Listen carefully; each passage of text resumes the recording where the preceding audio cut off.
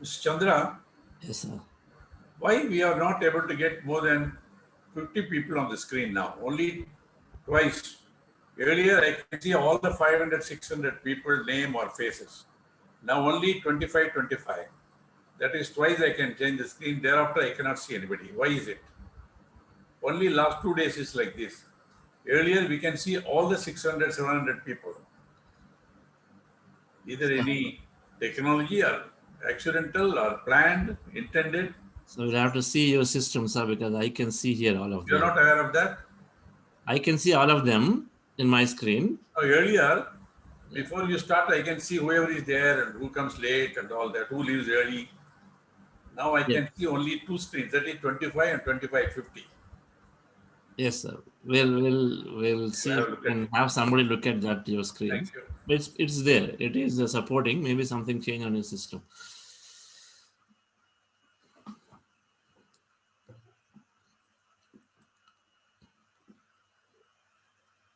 We've been in our 6 week journey.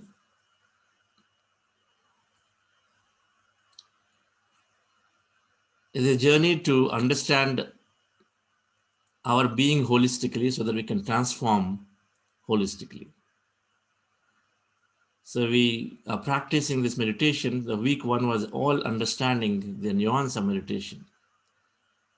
Then we understood scientifically how health could be gained, radiant health could be gained. Just with eliminating the stress, 95% is received, and many other things. Physical quotient, physical vitality. Then we understood week three, emotional well being, how we can ultimately recognize, how we can develop those great friendships, relationships with people around in our companies, in our communities, families.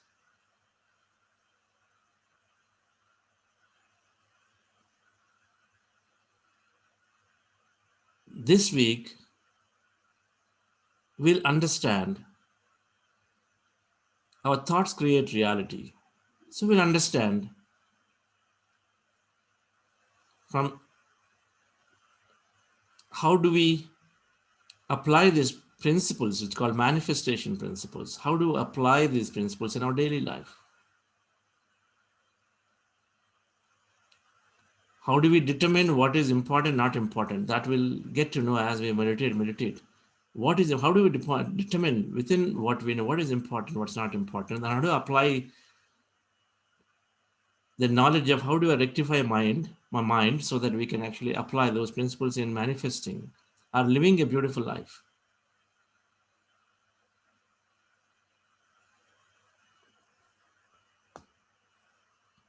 Yesterday, Shreyans Jaga was talking about manifestation is all about emotional vibration, what vibration that you have.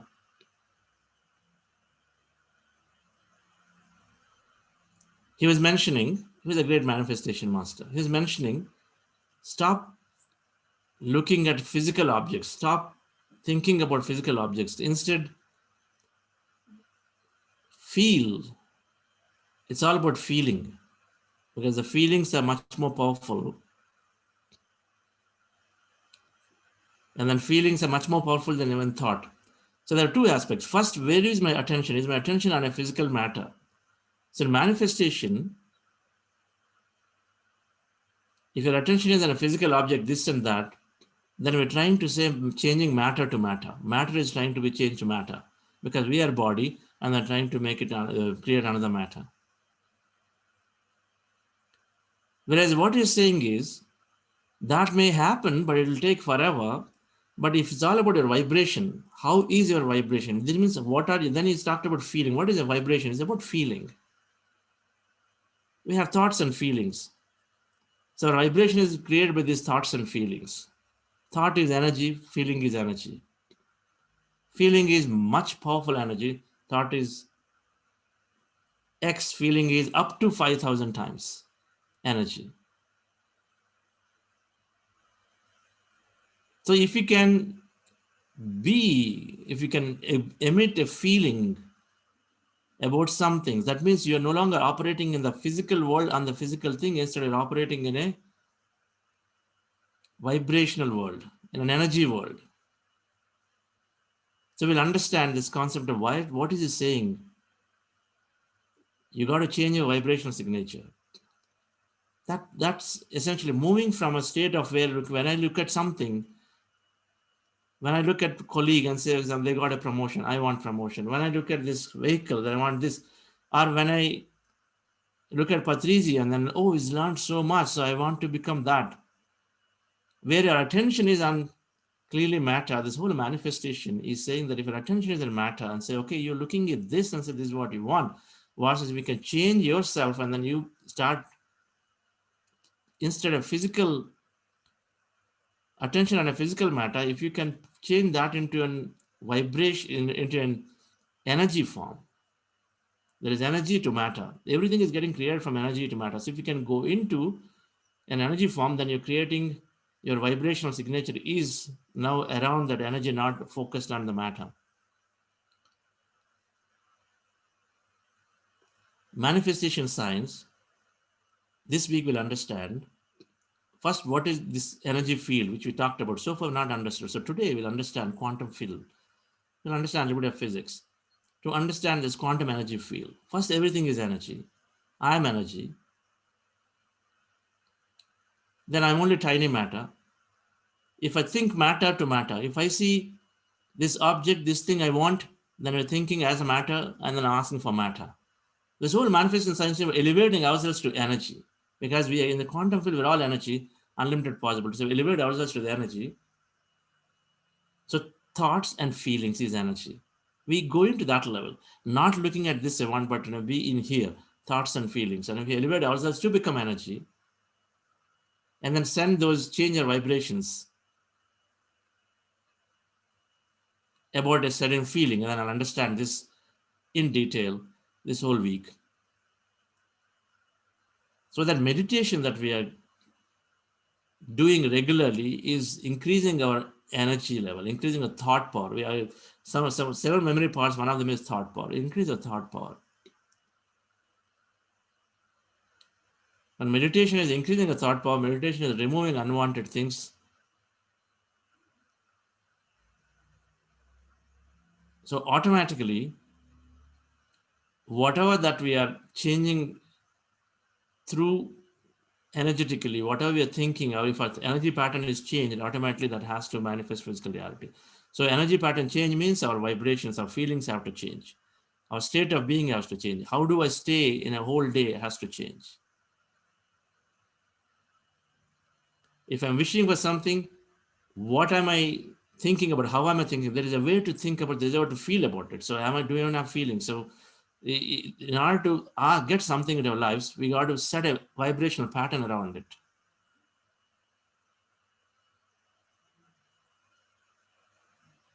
So we understand the science of manifestation. When manifestation principles are combined with meditation, they become very powerful. Because manifestation is about going into that emptiness and going beyond the body. Manifestation is going beyond the body, because in order to change your energy pattern, you got to go beyond the body, and then you're becoming energy. And so anything you apply at that in that state is then, it's called energy changing matter. If I take an ice cube from the tray and it is in the shape of square,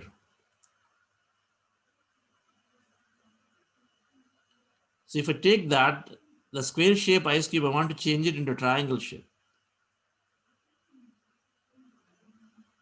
Chipping it off will take a long time. We know that.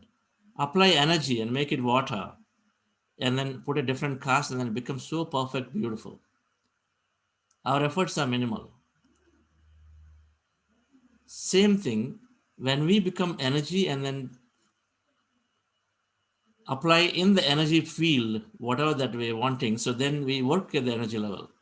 So we change, instead of asking for matter and asking, sir, I need to create more money or more this or more that.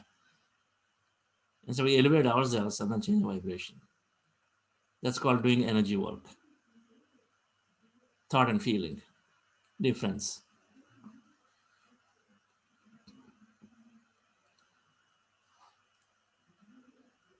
In a simple terms, it's called also dreaming. That's all. Nothing more. When we do not question and doubt that our thoughts create reality, our feelings create reality, and then just dream about anything, then automatically we're changing our vibration. In a layman terms, it's just dreaming. Dreaming about things with a lot of feelings. Then automatically we're changing our vibration signature. So we'll understand this today. We'll understand the quantum energy. We'll start with quantum energy field because that's where it starts. Then we understand neuroscience way of how,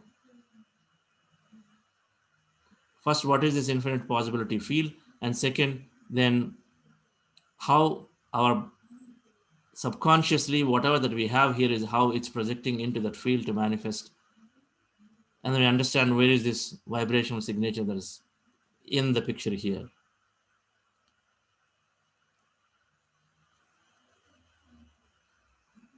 Let's go into our meditation. As before, this week, Monday, Wednesday, Friday, is 3 classes to understand this science. Then, of course, interspersed with the rest of the days with a lot of sharing, so that we understand this science a lot more. And also, we're going to introduce a slight variant of the meditation this week, something that helps us to change our vibration signature. Relax yourself, sit comfortably.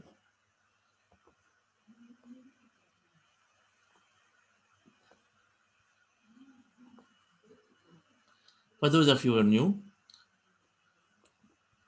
we are doing breath mindfulness meditation, which is called Anapanasati.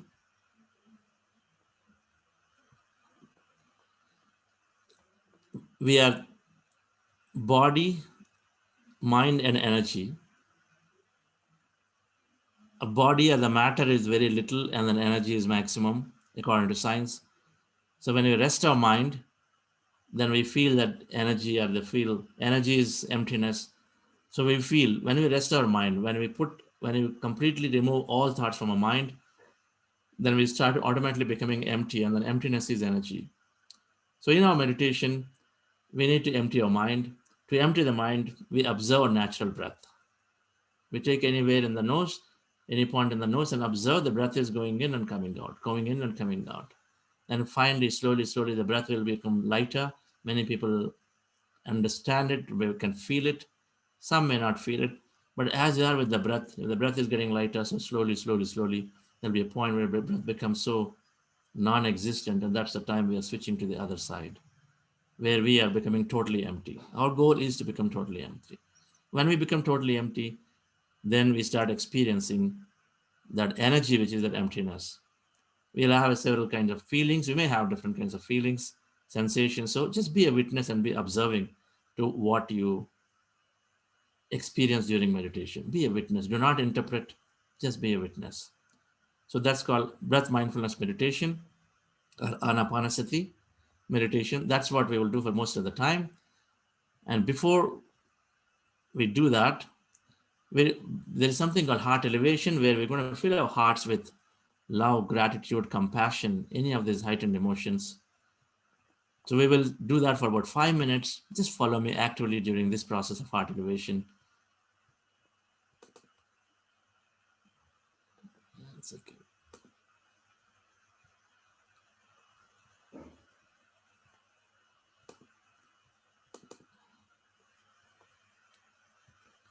So breath mindfulness posture is what you see in this picture. Fingers into fingers. Rest your hands comfortably in your lap. Eyes closed, remove the specs, and then cross your feet. So this is the posture. 3 things: crossing the feet, fingers into fingers, resting hands comfortably, and then closing your eyes. This is the posture for breath mindfulness meditation. And heart elevation process is where you're keeping your hands in your chest area, and then follow my guidance very actively in this process. And after that, I would say, let's go into breath mindfulness meditation. That time, you're switching to this posture. And then you start observing your breath. Relax yourself, dear friends. Sit comfortably.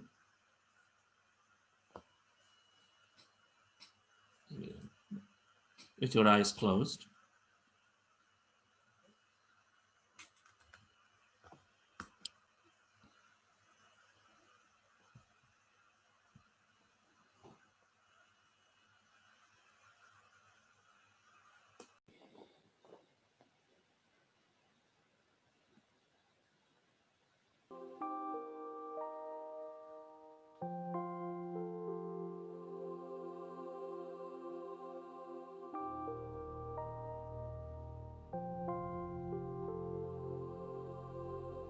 Dear friends,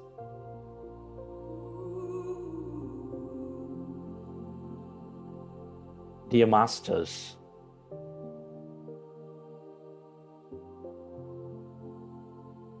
keep your hands on your chest area.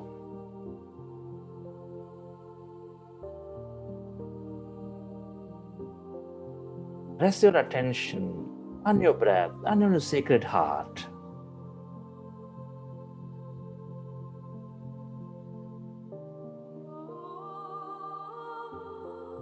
Take a long, slow, relaxing breath.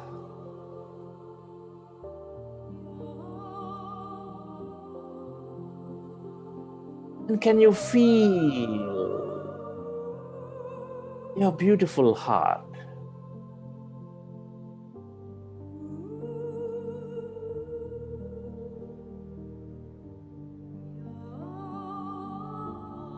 Breathe more and feel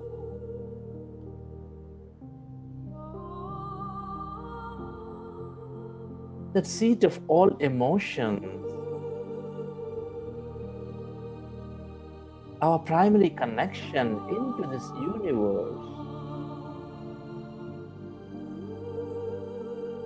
which is nurturing all life with its love energy, with its gratitude energy.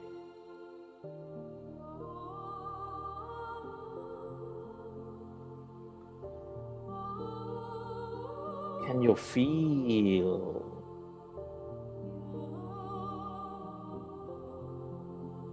your heart center as you breathe into your heart with a greater love for life?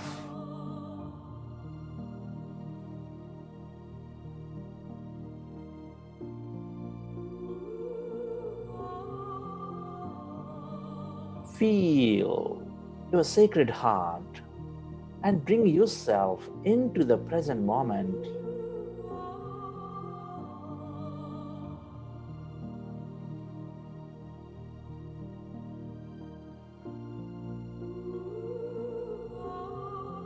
Can you feel love, gratitude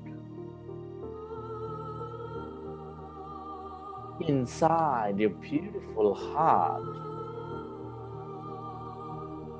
Relive a moment from your life of love, of gratitude.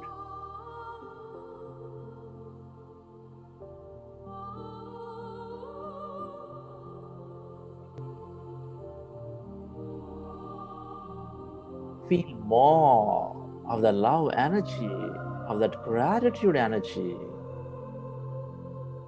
and allow yourself to expand that heart center.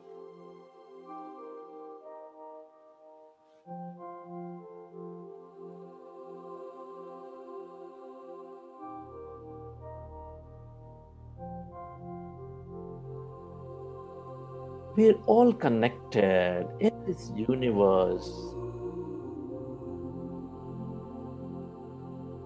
Deep inside,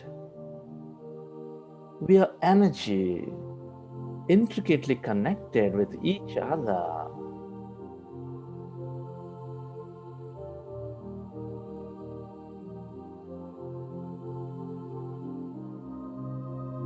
The nature of the universe is to expand life with love, is to nurture life with gratitude.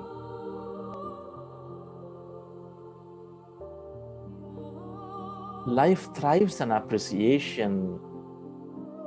Life expands life with compassion. Can you feel the love energy, the gratitude energy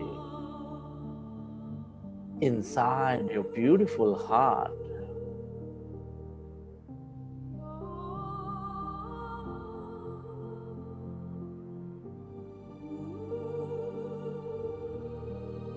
Can you radiate that energy onto every corner of this planet Earth?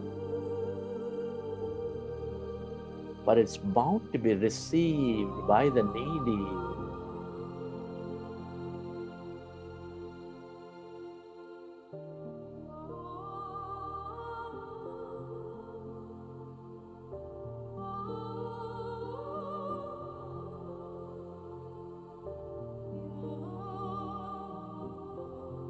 Where your attention goes, there the energy flows.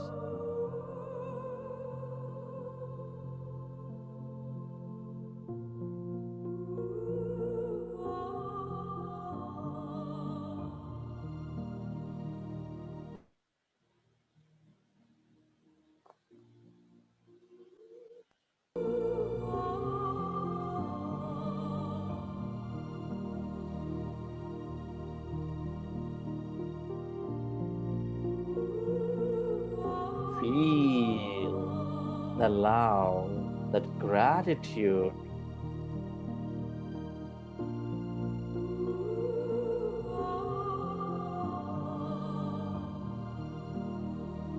Inside your beautiful heart.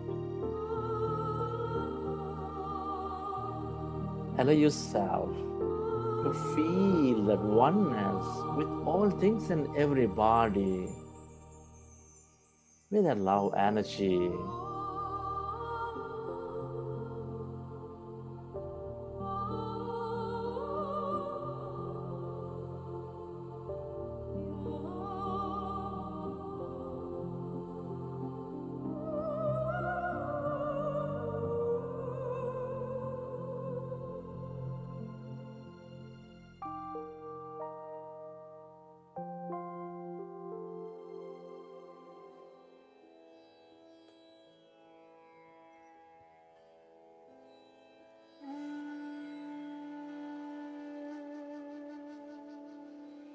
Friends, let's go into breath mindfulness meditation.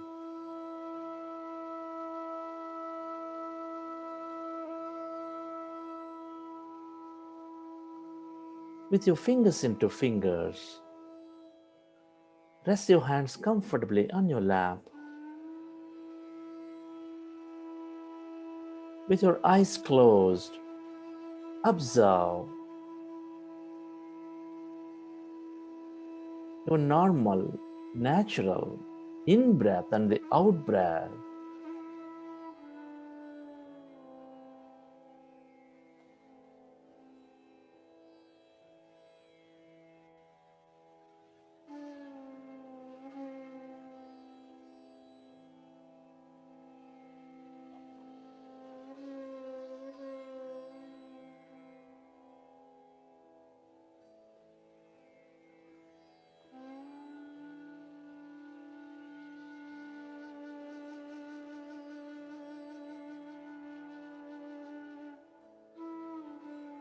We're all going into powerful group meditation.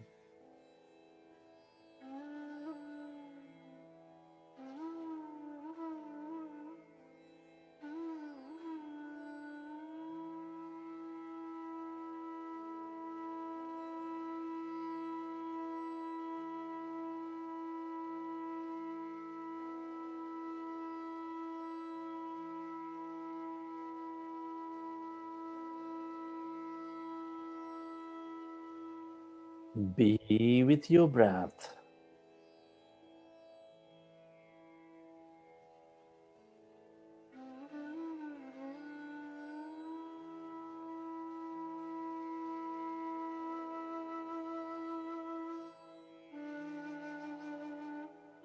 Become one with in breath and the out breath, dear friends.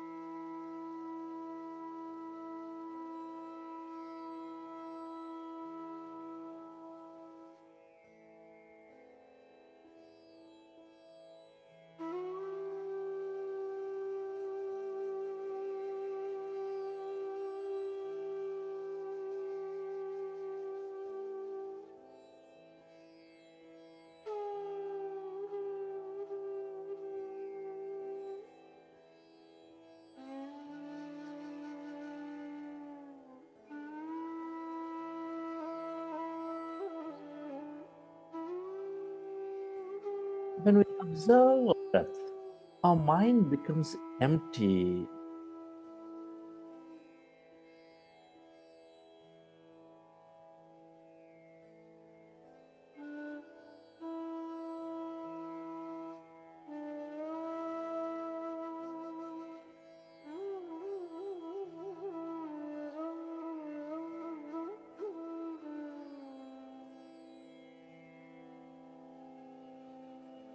And when the mind is empty,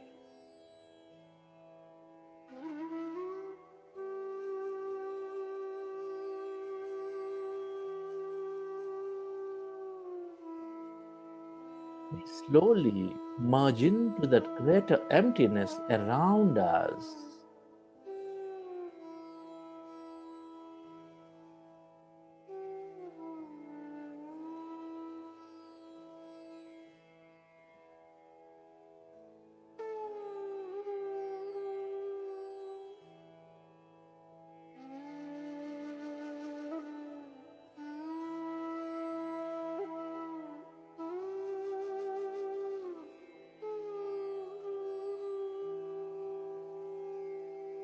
Be with your breath.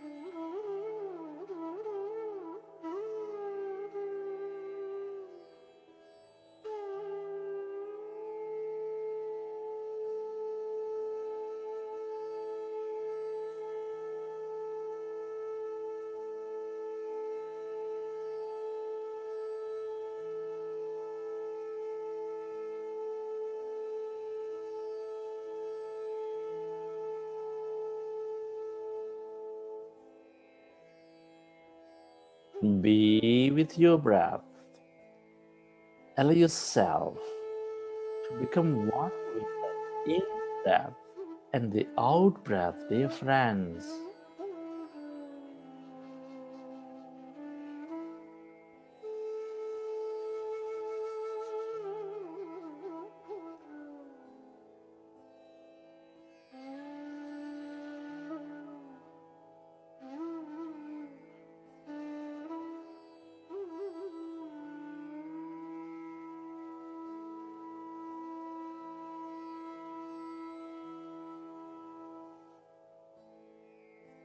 Allow yourself to become lighter and lighter with your in breath and the out breath.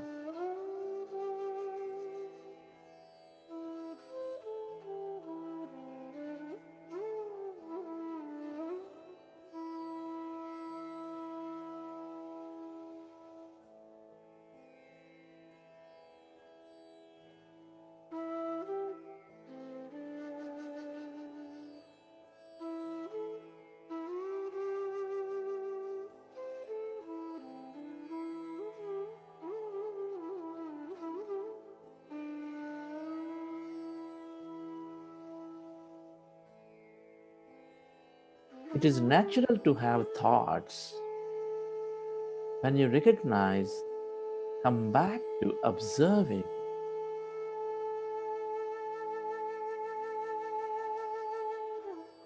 Your in breath and the out breath.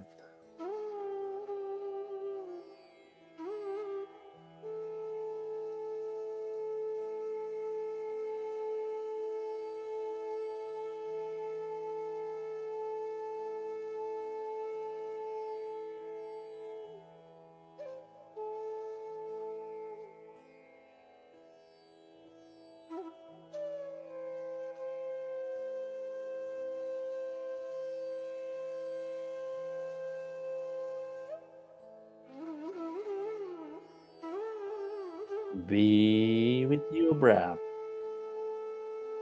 One with that in breath and the out breath, dear friends.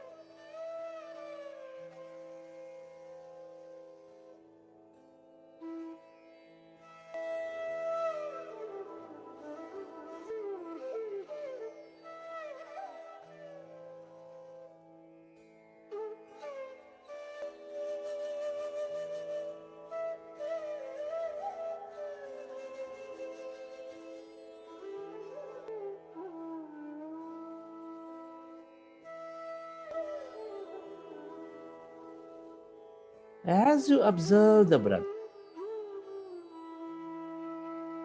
allow yourself to slowly become empty of all thoughts in your mind.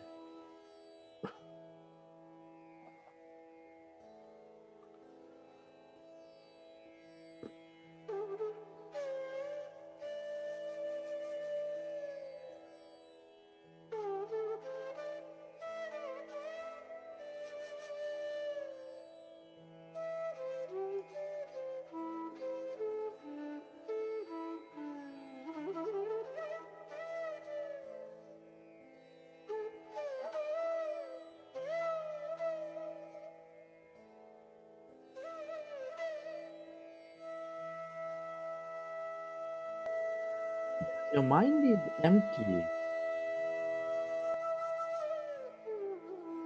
Can you feel any sensations in your body?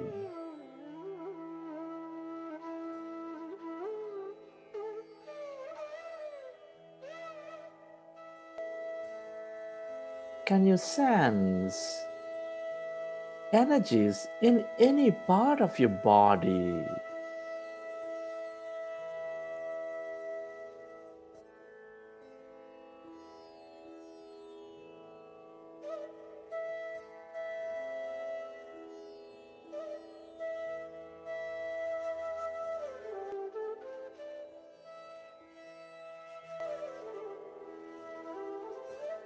Become one with your in-breath and the out-breath, dear friends, and allow yourself to completely become empty of all thoughts in your mind. Our goal is to empty that mind. Our goal is to merge into that greater emptiness, which is our divine self.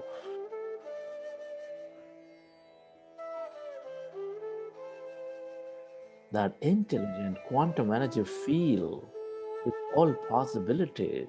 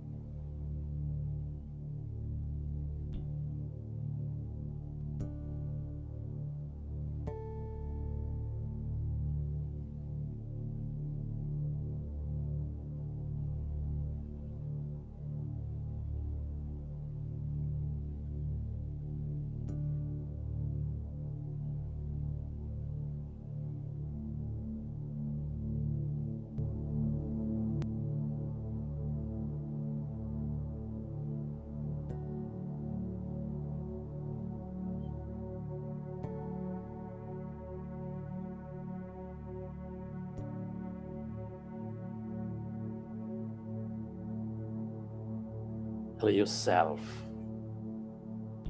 to become totally empty of all thoughts in your mind as you're becoming one with your breath.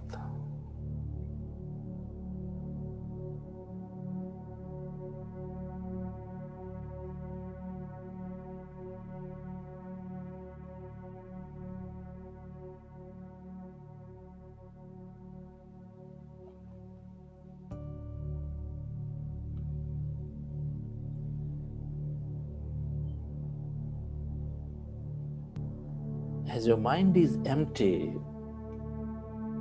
can you find that emptiness inside of you?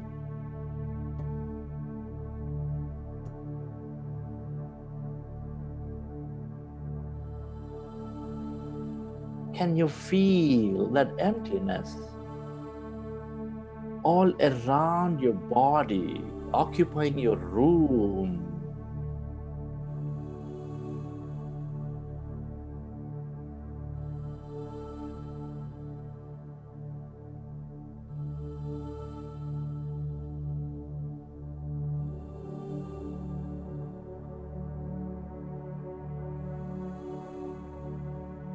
As you are becoming one with your breath,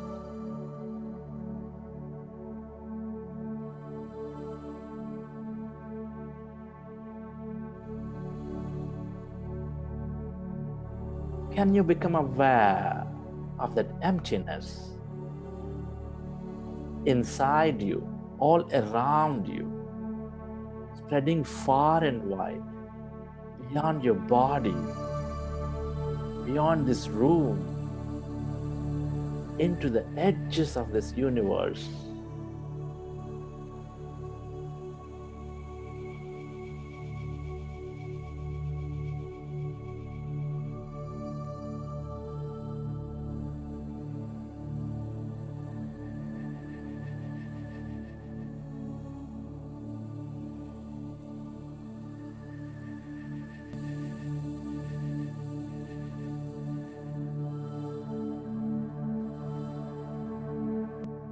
Allow yourself to go deeper into this emptiness where there's no body, where there's no thing, where there's no one, in no place and no time.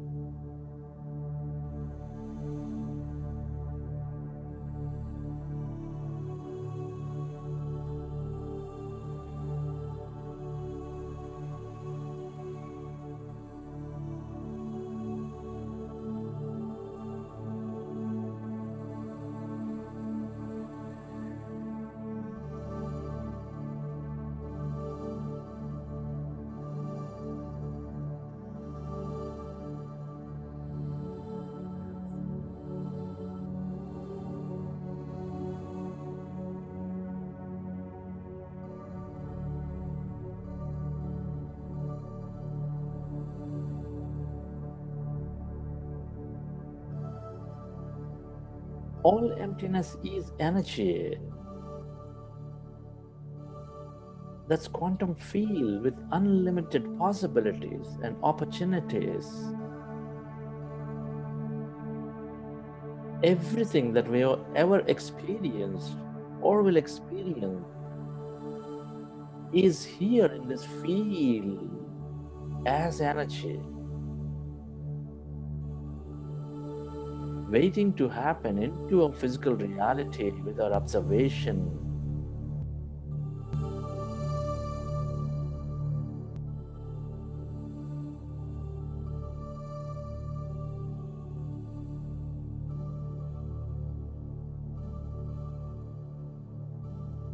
Allow yourself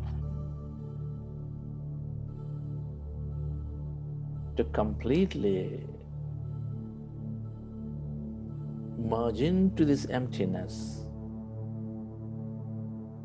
and stay connected with the abundance of energy in this field.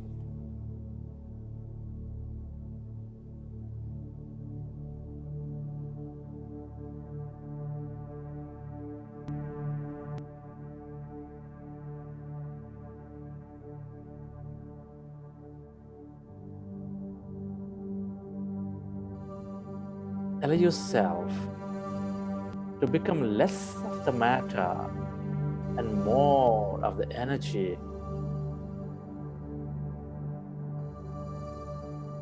As no body, as no one and no thing.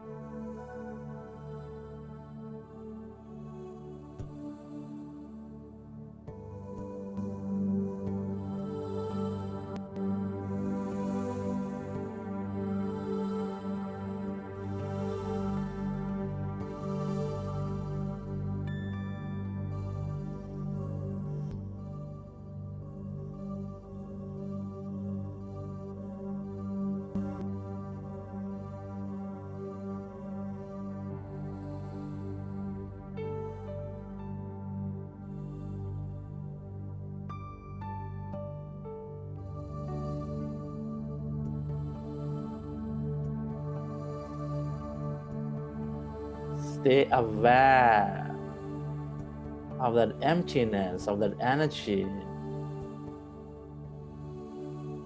Has no body, has no one.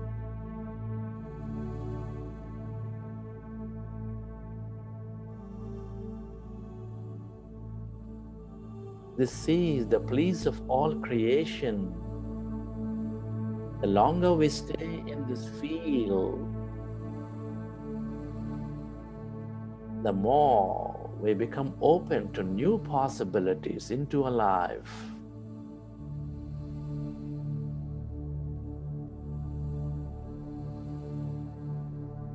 The more we allow the manifestations to happen,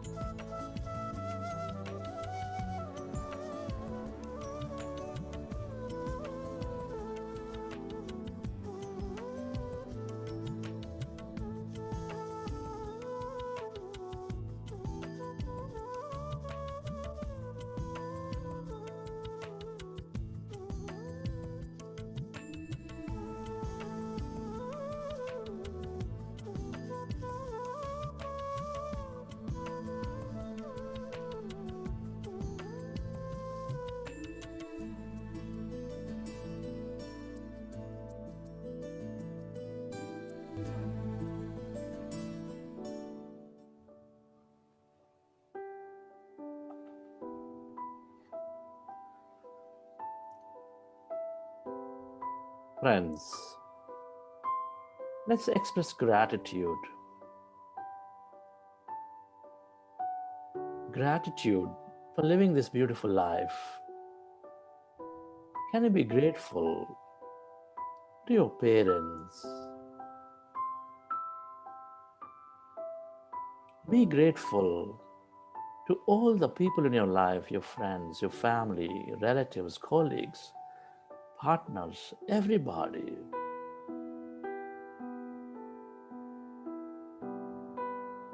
Be grateful to your teachers and mentors.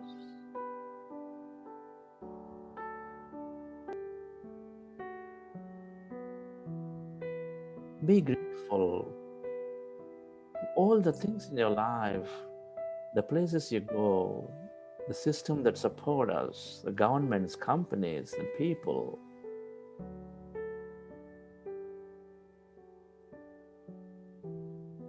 Be grateful, this grand nature, the bird, the fish, and the animals, the planets, stars.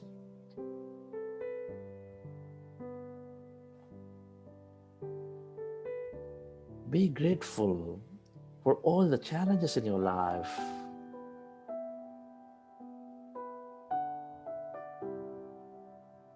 For they initiate us into greatness. Be grateful with yourself.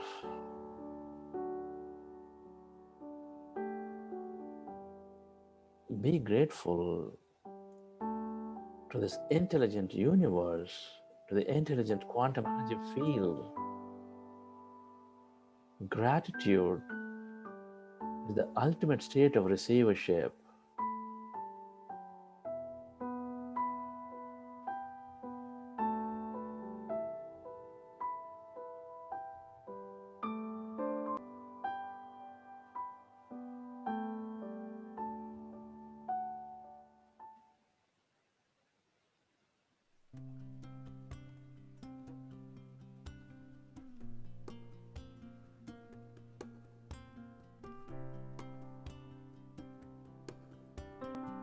Relax your body.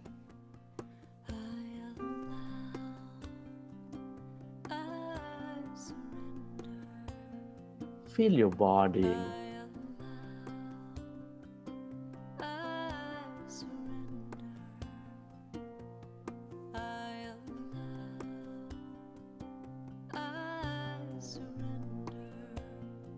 Relax yourself. Let the autonomous nervous system repair the body.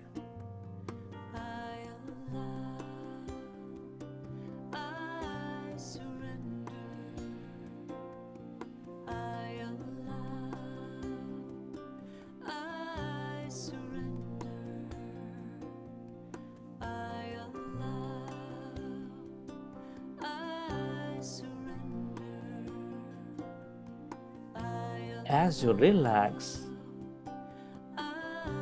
recollect your experience from the session.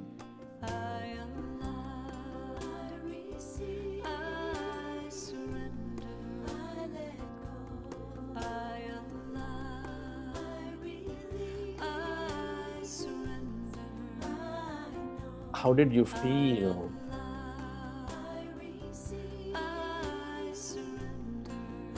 Where did you go?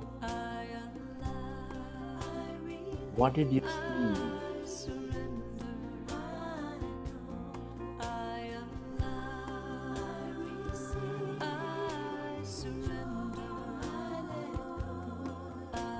And whenever you're ready, you can keep your hands on your eyes for 5 seconds.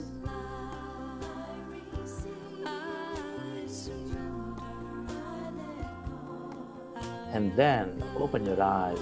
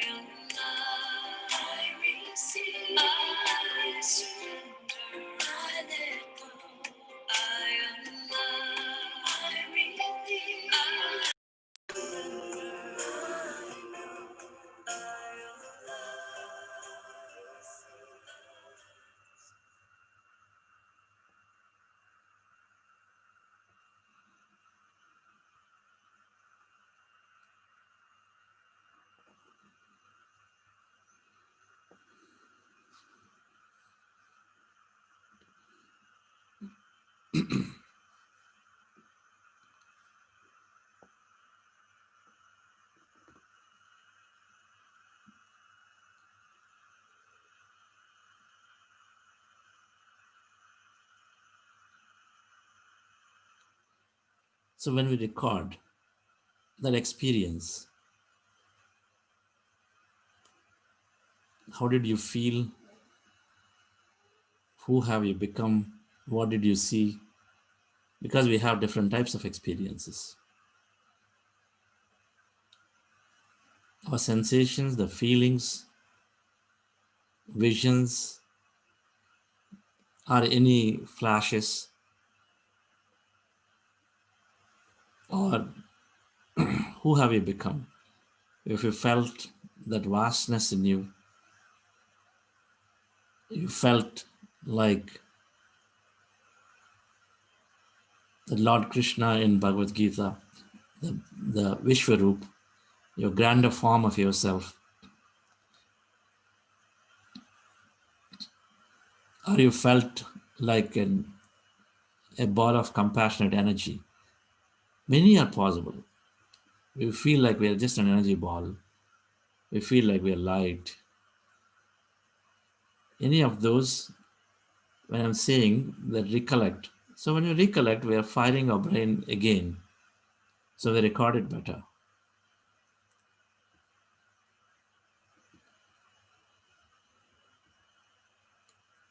And then we remember that experience. So, of course, things that are very profound will naturally remember. But otherwise, when you try to do that, then you recollect some, then you're storing it. So each one adds to the other in future, sort of connecting the dots. Your experiences only you can interpret because the energy experience is infinite, but you would be able to interpret one with the other at some point when we have a very powerful transcendental experience. That time say, oh, okay, so I know last month I've been feeling this way. The previous sessions I've been feeling this way. This particular I've been looking into some kind of mountain or some kind of shape and some kind of snow and this and that. Okay, now I know where I've gone to this. I'm experiencing energy of Lord Shiva in Himalaya mountains, maybe. So you'll be able to connect some of those. So it's good to recollect. And then things that are very, very clear, crystal clear for you, then of course you're writing down to connect them with other experiences over a period of time.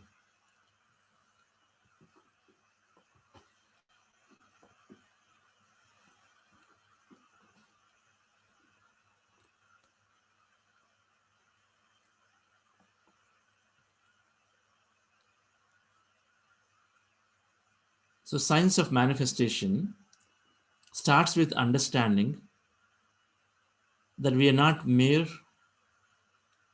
matter, we are energy. Number one, that there is any amount of opportunity and any amount of possibilities exist in that energy.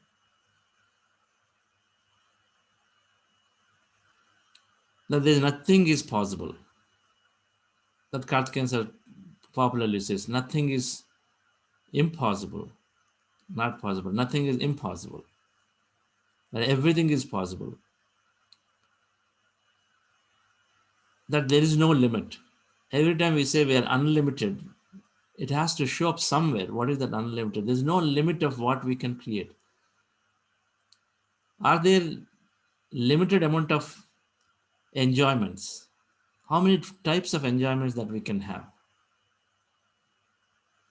How many types of things we can create? If I'm a designer who is making toys, how many toys one can create? The designers in these toy companies like Mattel and this and that, how many types of toys they can create? If you are with a group of people, how many types of experience that we can have? What are things we can do? There is any amount of them we can do. There's no limit, unlimited. It is only our thinking that limits us.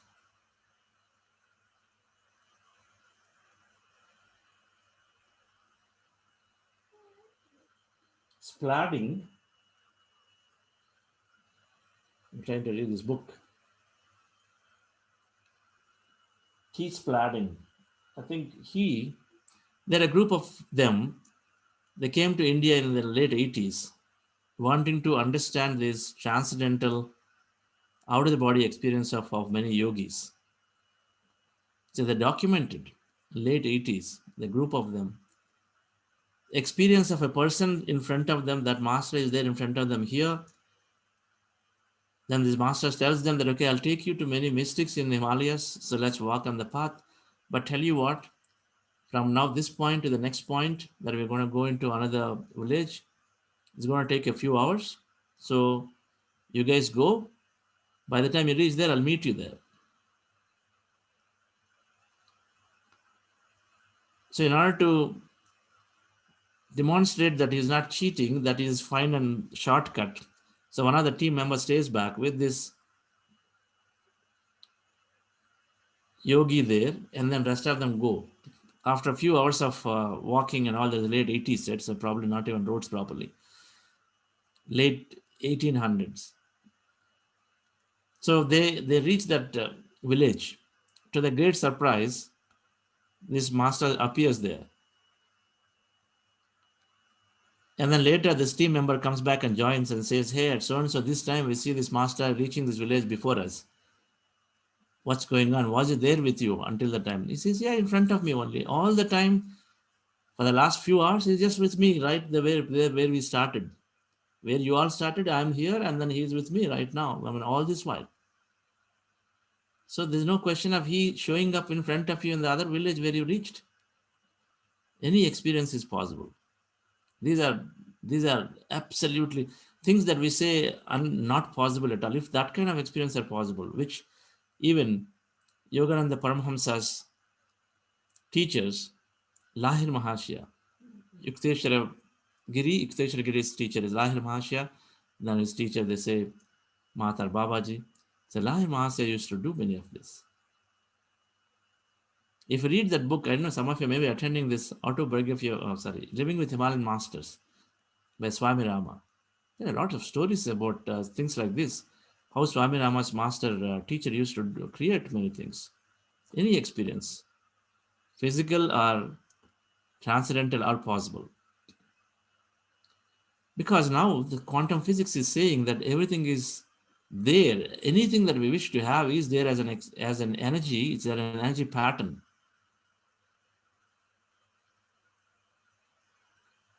A vibration pattern, it's there. If we can match, if we can identify that vibration pattern, and then with that observation, we can collapse that thing. We can manifest it into the physical reality. That's what quantum physics is saying. So let's understand this a little bit today.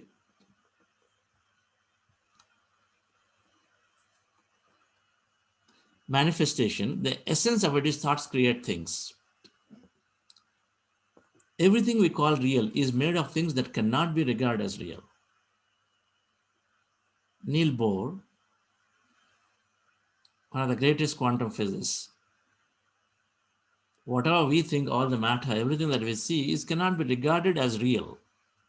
Because he knows deep inside that they're actually made of, fundamentally, they're just energy. Everything is coming into existence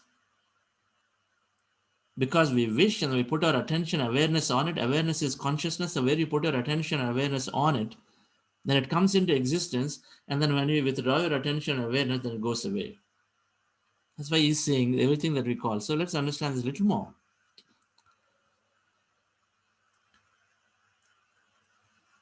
Our body is made up of several organs, right? And all organs are made up of several cells. Billions and billions of cells are there in the body. Every organ, my liver is made up of some cells, my hand is made up of one set of cells, skin is made up of some cells, heart is made up of some cells, right?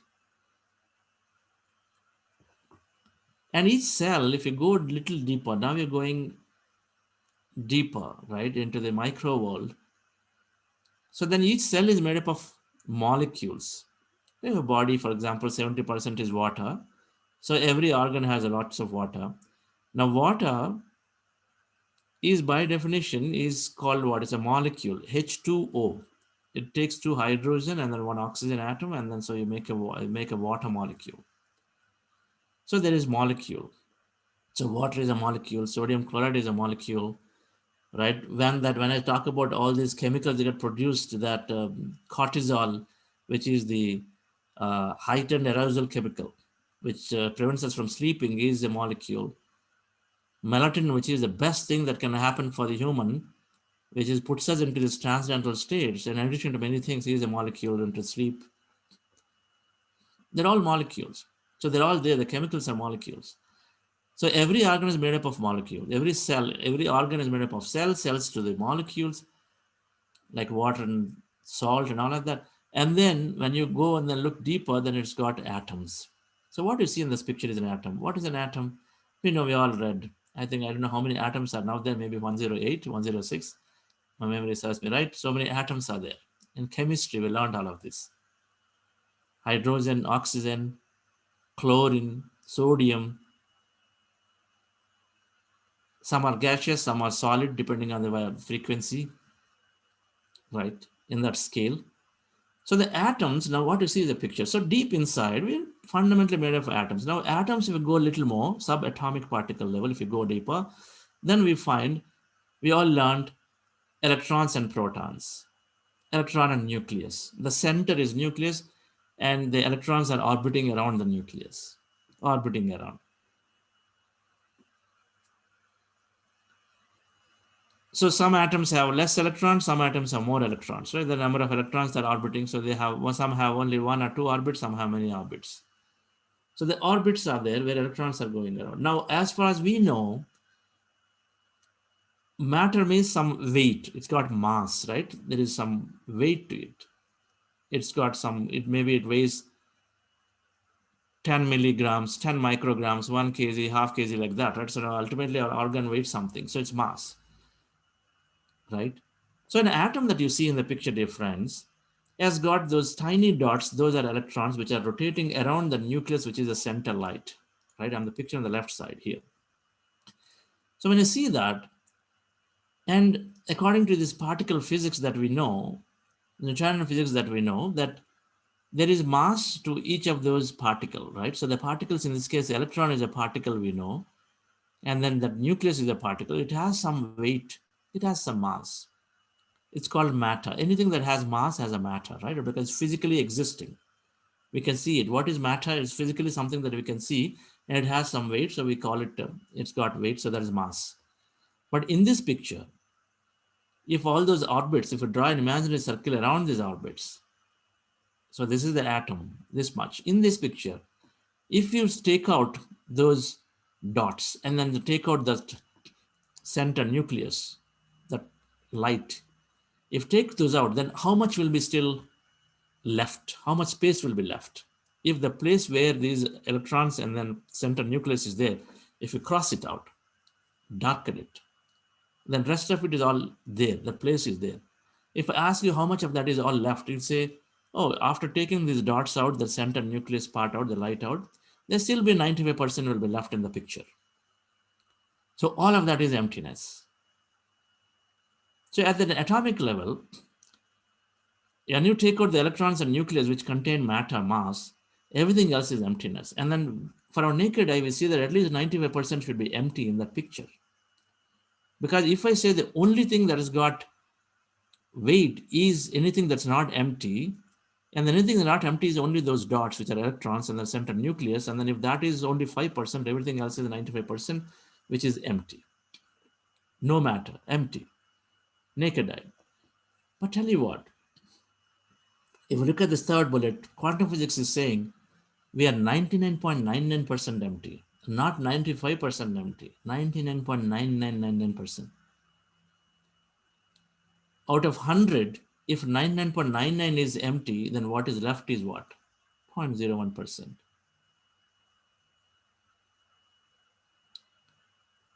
So it is essentially saying that we are really deep inside. Every atom is empty, totally empty. Practically, it's empty. If atom is empty, then we have made up atoms of molecules are made up of atoms. That molecules are empty. Like your water is empty, so salt is empty. All these chemicals are empty in the body.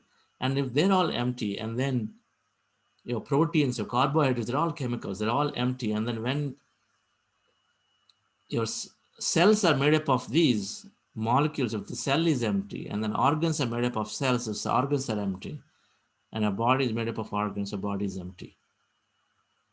Simple, right?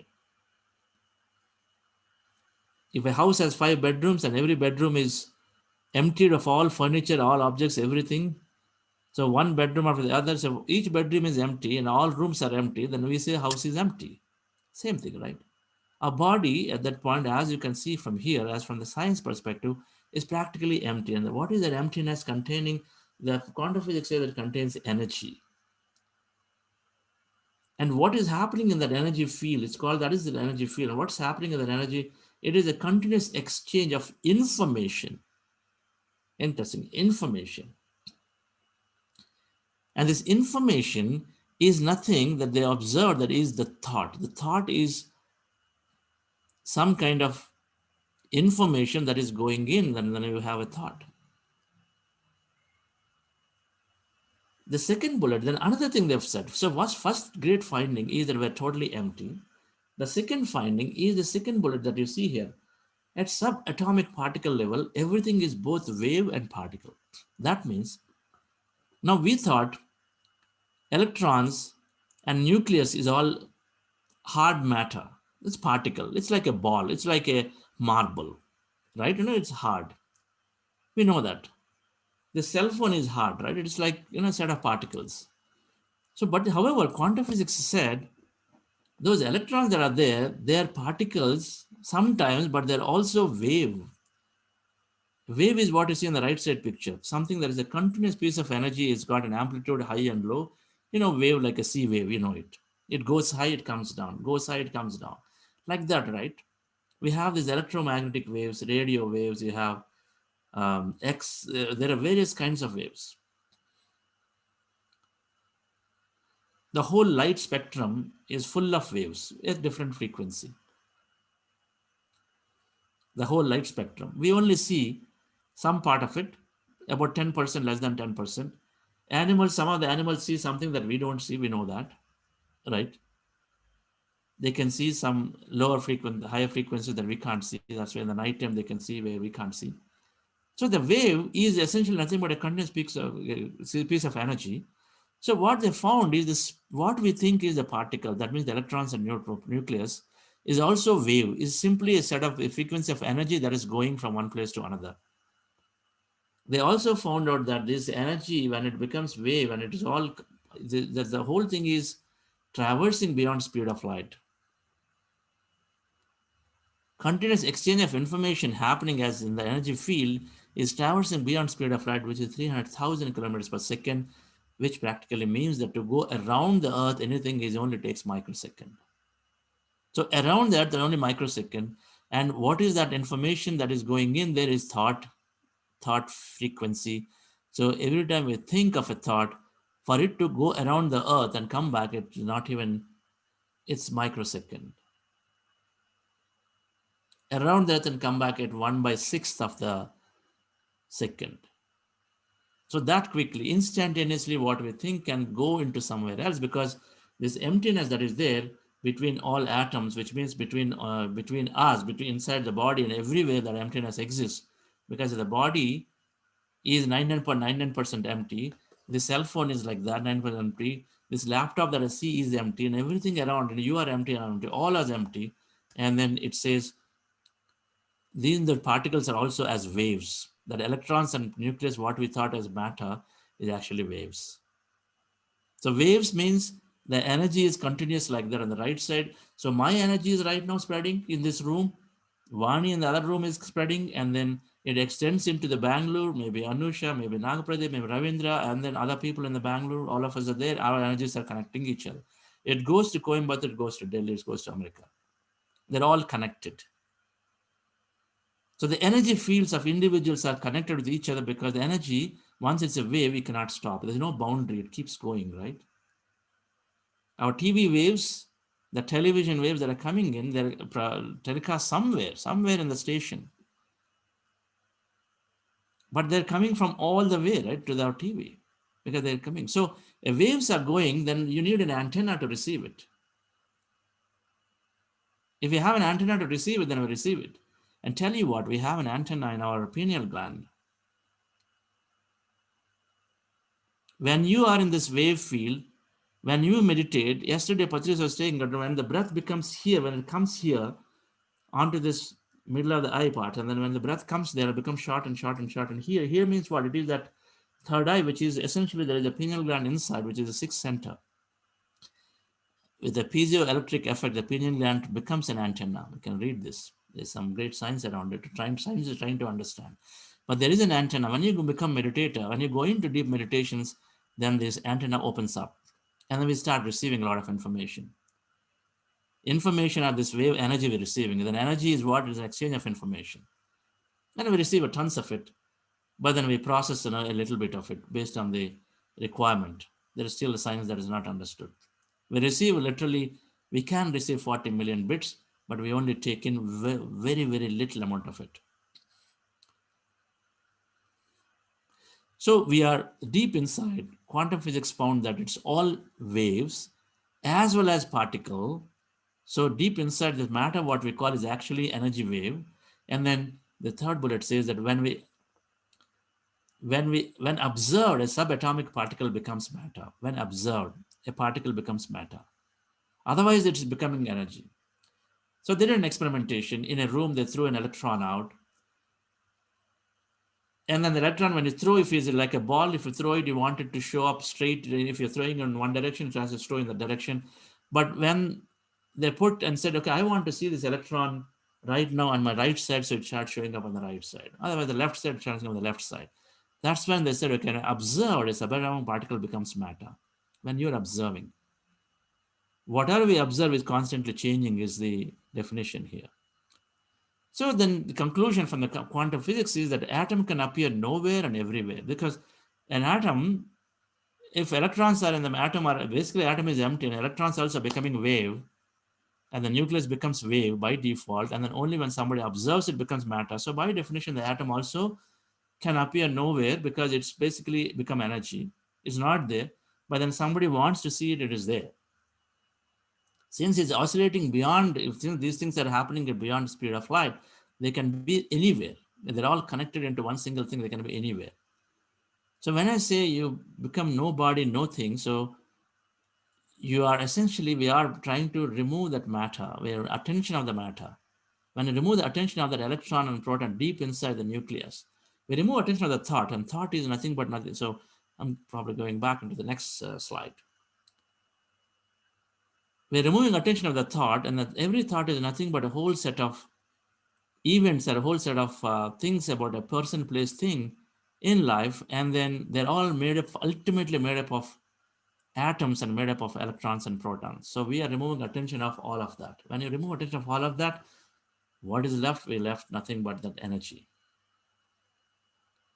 So quantum field is saying has unlimited potential and possibilities. Why unlimited? Because now every person, every place, everything is nothing deep inside emptiness and energy is connected to each other. So the number of electrons that we got or the number of protons are billions and billions and billions and trillions. So it's unlimited of them are there. And then they all can come in any combination to come exist as a physical reality. So if this event where we all come together, where so many of us are in, more than 600 people are coming together, and then into a physical reality of having this event. So all your intention, my intentions, my thoughts, everything come together. So this is like called one possibility. So observation collapsing the possibility is understood very well by this particular. Let me see, I'm making sure that let's see this video. So we understand this very clearly. That's all we want to see for today. So observation collapses the possibility. Observation, that is whenever we observe something, it manifests that any of these electrons and neutrons, and hence a combination of them, which means that two bodies, whole things into physical reality is possible, and then understood by this experimentation done by quantum physicists. And here we are, the granddaddy of all quantum weirdness. the infamous double-slit experiment. To understand this experiment, we first need to see how particles, or little balls of matter, act. If we randomly shoot a small object, say a marble, at the screen, we see a pattern on the back wall where they went through the slit and hit. Now, if we add a second slit, we would expect to see a second band duplicated to the right. Now, let's look at waves. The waves hit the slit and radiate out, striking the back wall with the most intensity directly in line with the slit. The line of brightness on the back screen shows that intensity. This is similar to the line the marbles make. But when we add the second slit, something different happens. If the top of one wave meets the bottom of another wave, they cancel each other out. So now there is an interference pattern on the back wall. Places where the two tops meet are the highest intensity, the bright lines, and where they cancel, there is nothing.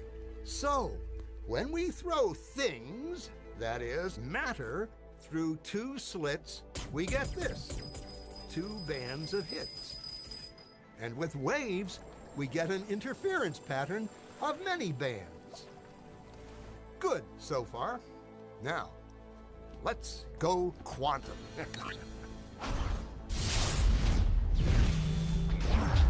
An electron is a tiny, tiny bit of matter, like a tiny marble. Let's fire a stream through one slit. It behaves just like the marble, a single band.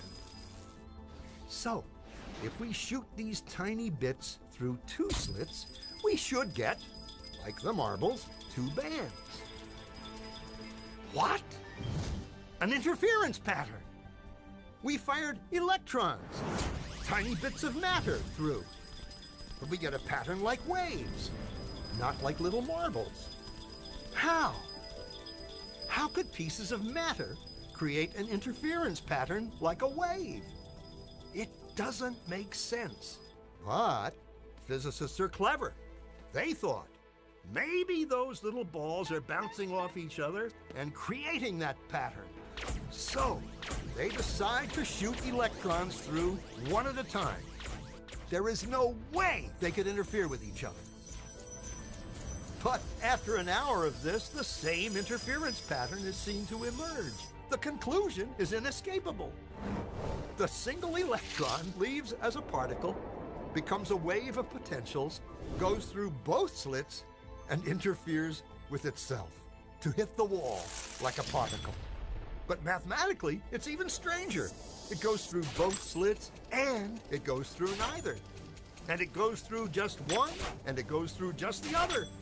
All of these possibilities are in superposition with each other. But physicists were completely baffled by this. So they decided to peek and see which slit it actually goes through.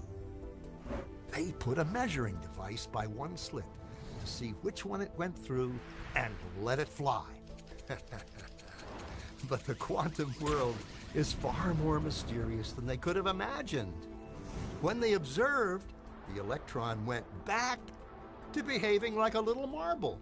It produced a pattern of two bands, not an interference pattern of many. The very act of measuring or observing which slit it went through meant it only went through one, not both. The electron decided to act differently, as though it was aware it was being watched. And it was here that physicists stepped forever into the strange, never-world of quantum events. What is matter? Marbles or waves? And waves of what? And what does an observer have to do with any of this? The observer collapsed the wave function simply by observing. So friends, what we understand from this experiment, it is available by Fred Allen Wolf. Fred Allen Wolf, you can search on YouTube. If you watch it a second time or third time, you clearly understand that those marbles, those electrons, when they're fired, and when there's no observer, they're behaving like waves. So then you see multiple bands on the screen. Very clear. They understood that they're actually behaving like a wave, not as a particle.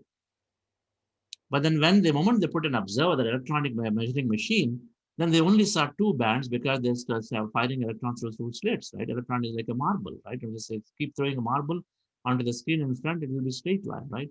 So that's what they've seen. So it is a clear conclusion that when you have an observer, first of all, we are deep inside, we are energy, we are a wave, and it is constantly existing as a wave. A wave means it can exist anywhere, right? Not in a single place. That's why it's called possibility. It can exist anywhere with anything. It can combine with anything. It can exist anywhere. So the possibilities are unlimited. When my energy and your energy and everybody's energy is combined, any combination can exist anytime. I can show up with you somewhere in US now, or together we can show up somewhere else in Pyramid Valley, or anything is possible because it's a combination of various electrons and protons and neutrons and all of that. So what they found is that when somebody observed it, that collapsed the possibility. That means it becoming real. When they're expecting the electron to show up as a particle, then it started showing up as a particle, not as a wave. Then when it becomes a particle, it went straight and then hit the wall in the single line band. So friends, every physical event, which is nothing but an experience that we're going through, is an appearance of a pattern of subatomic particles. A pattern of particles. This event that we are part of, about 350 people together and from different parts of the world, is basically nothing but collapsing the electrons and new protons of all our cells and all of in our body from various fields together as a single pattern. At this time, in this place, or your place is my place, through this technology of Zoom. So all of this is like a single big pattern. It's called an event, right? It started at 6 a.m. India time and it's around 7:32 India time. So during this time, this event took place. So every physical event is an appearance of a pattern of subatomic particles. Influenced by what? Influenced by our observation, our attention. You thought about it, you planned it, I thought about, I planned it. We all individually thought about planning and coming to this event. And then because we continue to observe on it, like in the morning, we had an alarm to wake up. Some people thought about it and said, I have to wake up at 5:30. And then you observed about it and observed and observed, and then so you made it possible, we came together. Likewise, dear friends, everything that we have or experiencing in our life, we are constantly observing about it, knowingly or unknowingly. Anything that we're experiencing in our life is observed by us knowingly or unknowingly. It never happens because without observation, because everything at accounting science is observation. This is exactly what has been told by Vedic sciences. Yad bhavam tad bhavati. Yad bhavam, thoughts, as your thoughts are, tad bhavati, that happens, that manifests. Our thoughts create reality is fundamentally, because we are emptiness, number one, we are waves of possibility, because we are all connected. So we are traversing beyond that speed of light at the deep subatomic particle level. So the possibilities exist because the combination of you, me, and everything that is there in the consciousness universe is so much. So any combination can produce. When I say any combination, we can produce like a miracle instrument if you want, musical instrument that doesn't exist because just a combination of electrons and protons, right? Any combination, anything you can think of is possible because they're all nothing but they're in the form of a wave. They're there in this universe. There's no separation. They're all one. Now, what exactly produces is what is the form that you can have? What is how can you put in the observation? Observation here is that the person, that electron is electronic meter. In this case, is thinking. It is basically sending a signal that we want to see you as a particle. It is sending that vibrational signal saying that I want to see you as a particle. So it is the electron showed up as a particle. So if we observe and we think of and we visualize and we wanting to have a certain scene or a thing in our life, for example, me, if I visualize wanting to have an experience of going into the Kailash Manasarovar in Himalayas, For a period of 10 days with a group of 100 people, if I visualize that whole experience as an event, then that event ought to get manifest into the physical reality at some point. Those 100 people will also think about, independent of me, they may be also thinking that I want to go to Himalayas. I am thinking they're also independently thinking, but they all come together because everybody wanting to go to Himalayas for their Manasarovar trip. They all come together. So there'll be an event of 100 people going together. Will happen. That's what is called a sequence of a subatomic particles, is a pattern of particles coming together and producing. How do you produce it? Observation of thoughts and feelings is that experience. So every event is an experience, and then if you can have that experience constructed, if you can have that experience constructed energetically, that means through a thought, through a feeling, if you can construct it, then it becomes an experience that will become a physical reality. First, it becomes an experience in our mind, then it becomes an experience in physical reality. This much we'll learn for today, dear friends. Understanding quantum field, that everything is energy, and thoughts and feelings produce a physical reality. Now, if we just understood this much, then quantum physics, when I saw the principle, it did not put any exclusions. There is no exceptions. Only this is possible, that's not possible, it's not there. That's why that example I quoted, the yogis and mystics were able to be in one place and then they produce in another place because wave of possibility. They elevate their energy to a level that you collapse yourself into another place where you say, this is where I wish to be. So they become that.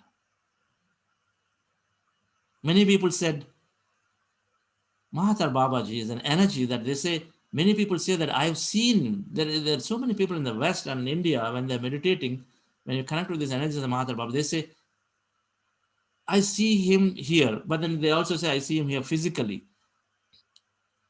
How does it happen? But we are going into a different aspect of the science. Just staying within the boundaries of quantum physics, anything is possible. I want us to take away today that it's all energy and anything is possible. With our observation, with our continued thoughts and feelings, we can manifest it.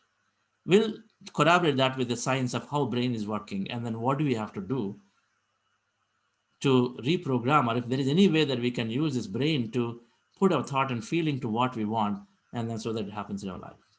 Many leaders, knowingly or unknowingly, many such people knowingly and unknowingly, always put their attention, observation on what they want. They are not deterred by the stuff that happens at the ground level. They may lose people, they may lose their life, they may lose their money, they may lose things, but then they're always very focused on what they want. Then in the moment you're focused on what you want, observation, then they are successful. That's all is it, nothing more. Many of us, when we have challenges, we forget our goal and then we get stuck in the challenges. We suddenly give up things, we get stuck in the challenge saying it's not happening. But successful leaders persevered. Perseverance, if we continued, that's why SVB sir is saying perseverance matters. When you perceive, then automatically things have to happen, they have to show up. Thank you so much, dear friends, for your time on this subject. It's my passion, I love it. Hope you got understood something from this quantum field, and each time we understand this, of course, we learn more, because the recollection makes it understandable more and more, right? So says that fire together, why together. So we are recollecting. Of course, many of us are recollecting. You heard me say this. So tomorrow, I wanted to say that tomorrow, on this subject of manifestation, we have Dr. Newton Kondamiti, wonderful master, medical doctor, but is the entire time devoted to this field. And I have learned manifestation principles from him long ago. First time I heard this in 2009, not in the quantum physics way so much, but more about this whole thoughts, feelings model. And so he's joining us tomorrow to just to share some more of his knowledge on this on Tuesday. So we're inviting him to join us. Sir, any closing comments, SVB sir, with you before we close this? Mr. Chandra, what amount of knowledge you have given us to us. In fact, for us to understand and consume, it may take some more time. So much knowledge you have been able to exhibit, and then that means how much you might have studied and the knowledge gained, so that you are able to make us to understand. Not all that we are able to understand, I can say. Maybe it will take some more time. Some more things we have to read from the books that you have suggested, and I'm sure these are all great knowledge which I don't think anybody else can give in such a lucid and understandable manner. Thank you, Mr. Chandra. Thank you, sir. Thank you so much. Thank you, Ramani sir, for staying through. So this is a book that I would recommend to read to understand quantum physics. This is a physics book, like physics. But Amit Goswami is a great physicist, quantum physicist. And he made a great, excellent attempt to simplify. It takes a few readings, but certainly worth having it. And those of you who want to go into a little bit more technology. Thank you so much. Katkin sir, thank you for staying through.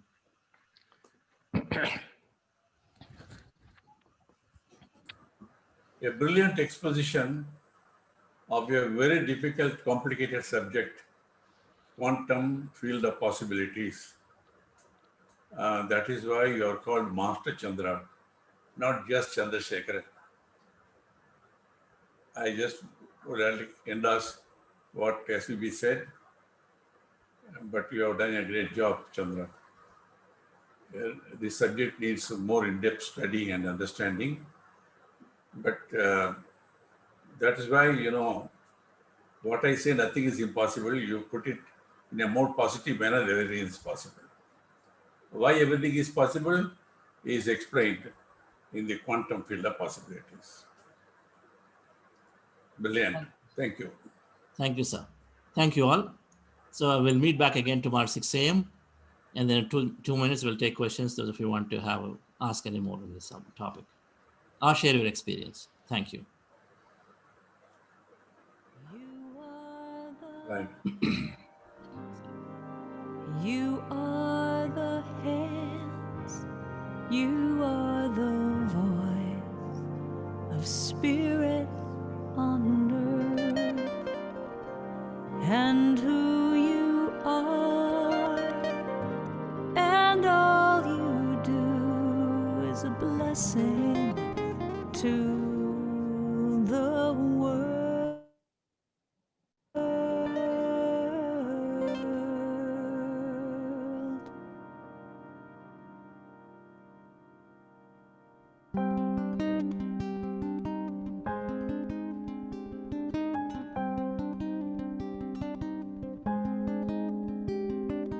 You are the heart, you are the hands, you are the voice of spirit on earth, and who you are and all you do is a blessing to the world.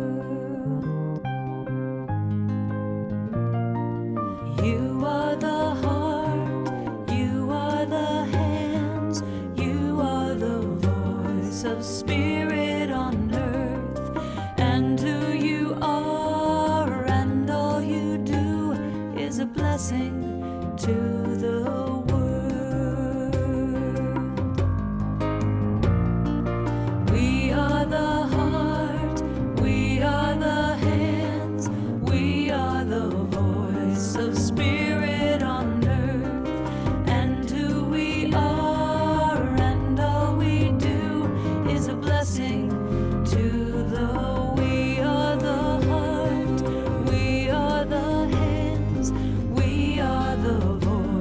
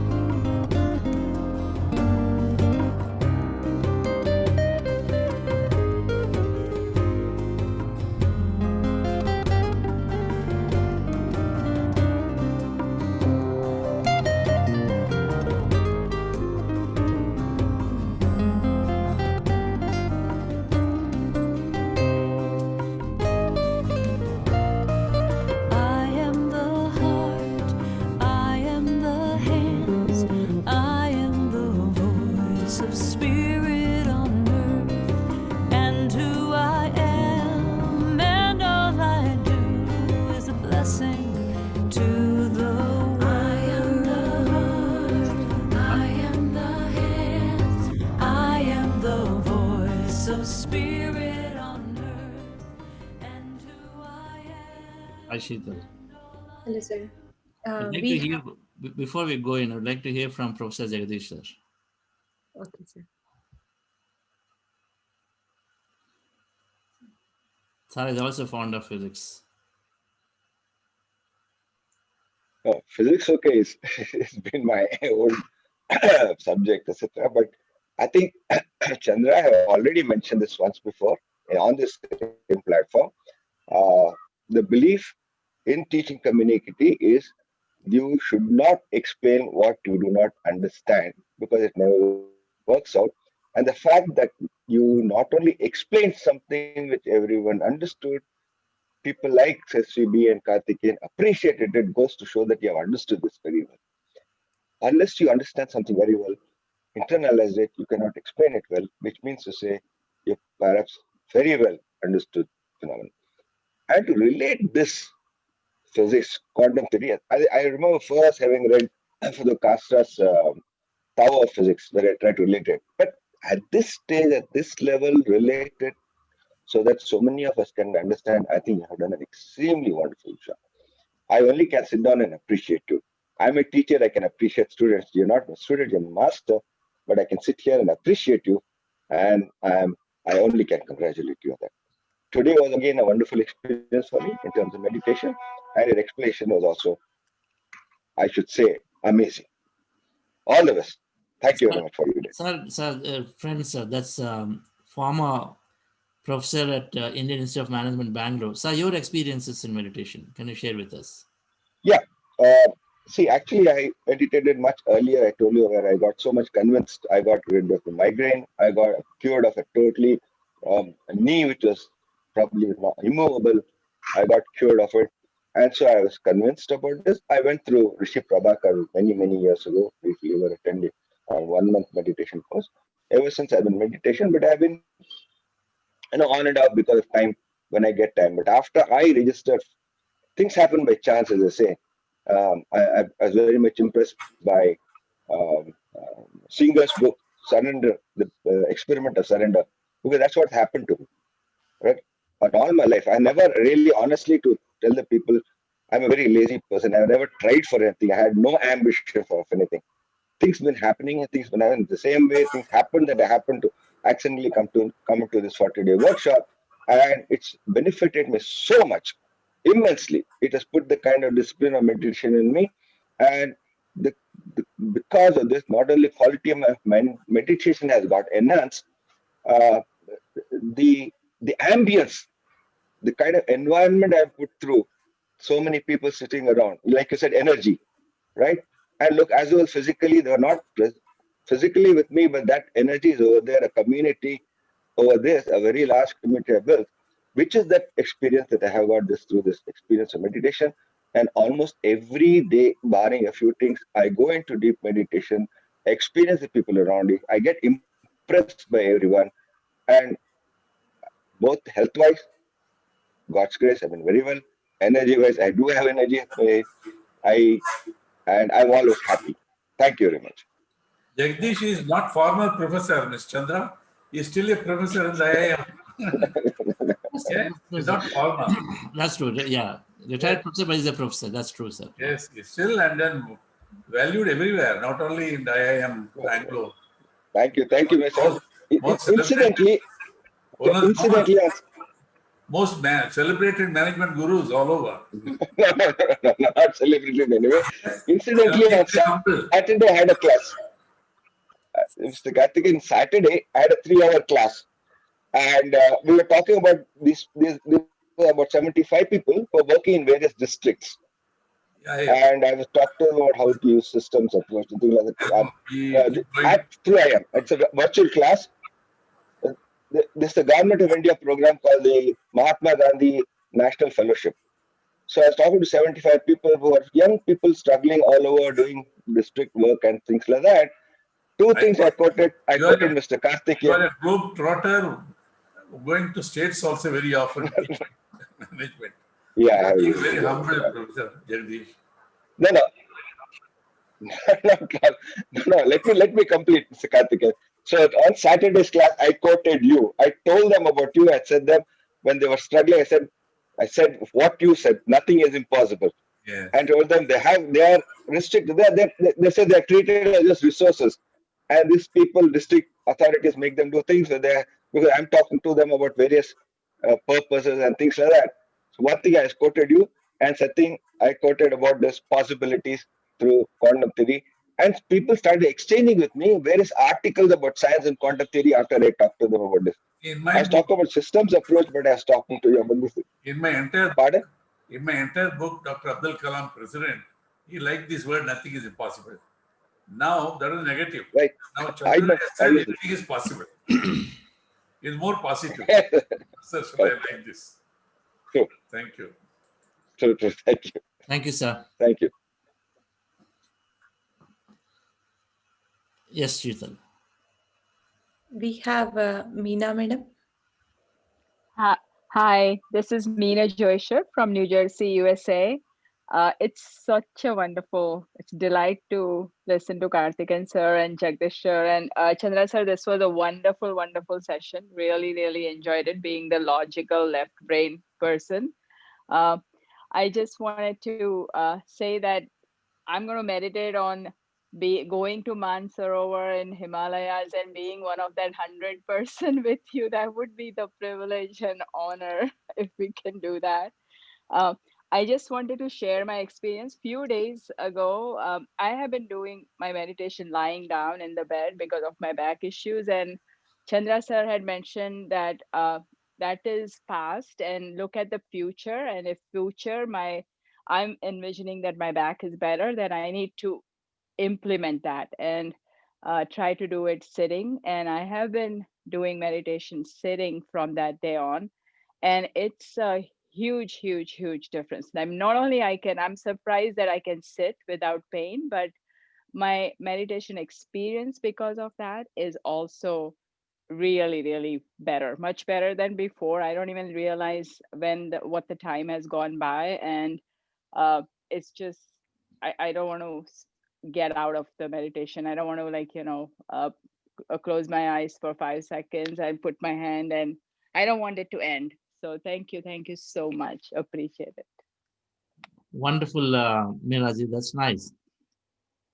Meditation is always supporting us in whatever that we're trying to do. So glad that you took that thing to sit down and meditate. Very helpful. Glad that Thank you're you. experiencing more. Thank you. Thank you. Thank you. Yes, I want to, certainly I am, Manas Sarovar trip is in the plan. Certainly I want to go. More so after Karthikeyan sir spoke about it quite a bit in the last week when he was there in Pyramid Valley. So it is there in our cards for next year for me and for some of us. Wow. So let's visualize and then I'll get there. Okay. Yes. Thank you. Thank you. Sir, we have NC sir.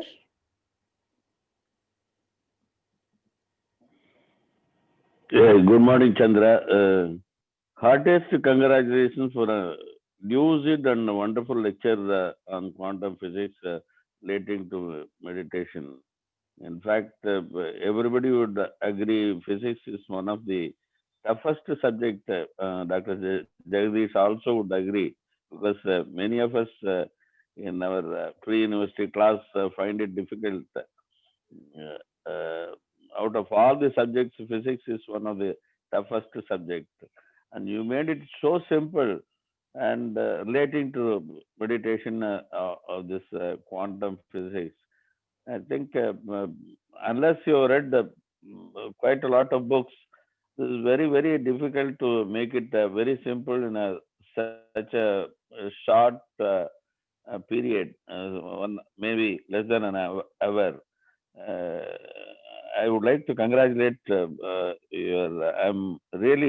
really amazing, and I'm really surprised about your wisdom and knowledge and depth of knowledge you've got. And I feel that you should be awarded a DSc in university by a university for having such a wonderful knowledge. Even physics teacher with a PhD with lot of PhDs could not have explained this quantum physics in a much simpler way relating to meditation. That's what I would like to say. I think Sir DRK Sir and Professor Jagdish also would agree with me. Dr. SV Sir also appreciated. Others are also here. I'm really amazed and I'm very glad that you've got a wonderful knowledge and depth of knowledge, not only in meditation but also in physics. And you deserve to be a teacher in not in India but in entire world. I would say. Thank you. Thank you, sir. Thank you so much for kind words of all of that you mentioned. Meditation is the single answer. When I understood meditation as the root of all sciences, and as we're expanding our neural pathways, so I think we all have the same ability. You know it. You are doing such a wonderful thing with this whole COVID operations. But yes, when I understood Seth, so there's a lot I do in mind. It's called mind physics. I keep thinking about it. I keep contemplating. Of late, I'm doing quite a bit. The more we do, and the more we can construct the concepts collaborating, right? So you know that we just have to give time, right? You know it. Because we also have physics is one of the applied sciences. We have to do it in our equipments, because unless physics is there, we'll not be able to make it. Biomedical engineering, physics is one of the most important subjects which has to be applied for especially laparoscopy and other things. So really amazing.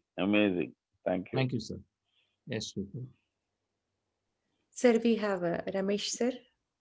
Ramesh Bhavna, sir. Hi, Ramesh. Yeah, good morning to everybody. In fact, it was very nice to meet my IIM professor after a very long time on this Zoom. I have attended his classes when I was in IIM, and wonderful, one of the best lecturers and professor I could come across.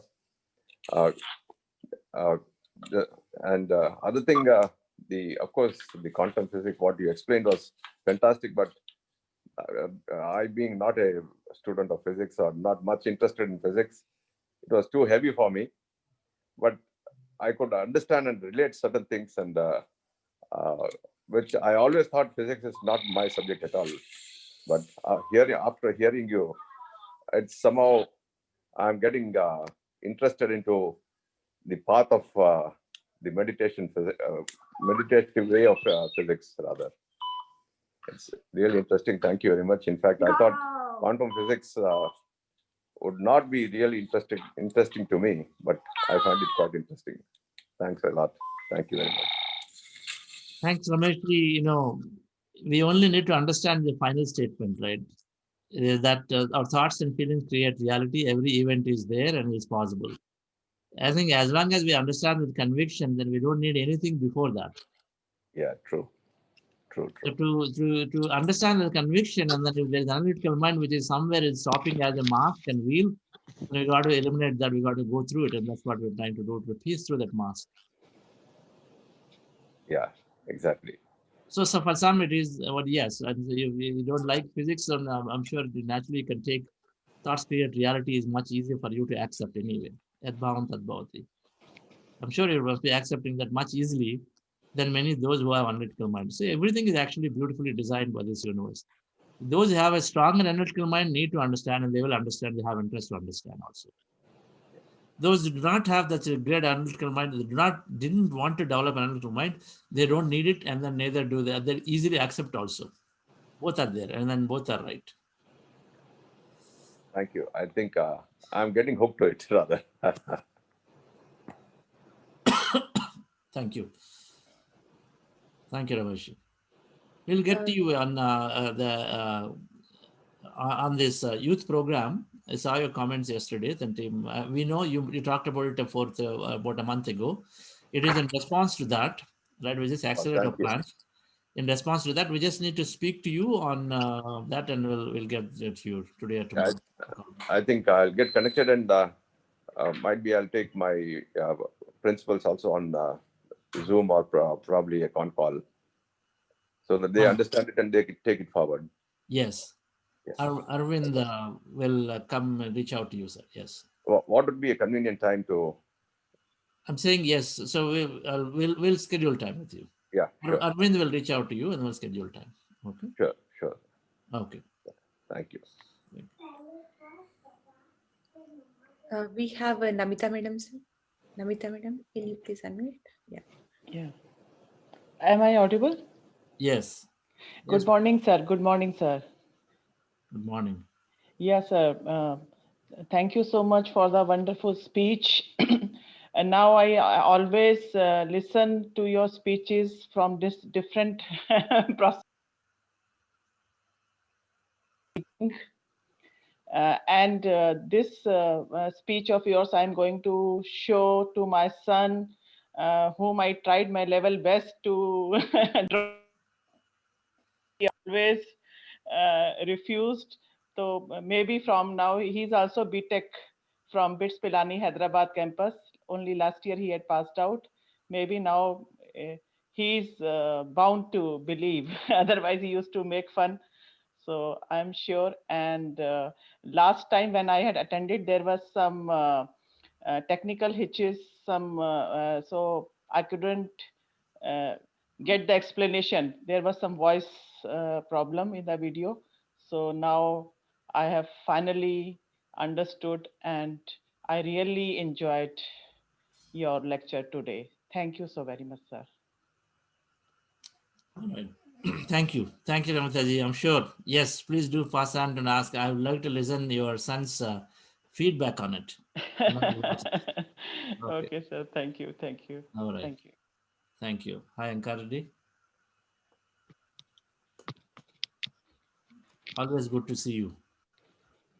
Oh, hey, PCS. What's new? No, nothing.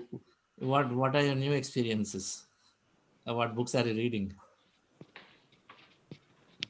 Oh, so I was actually reading the I think it's called Awakened Family, I think, right?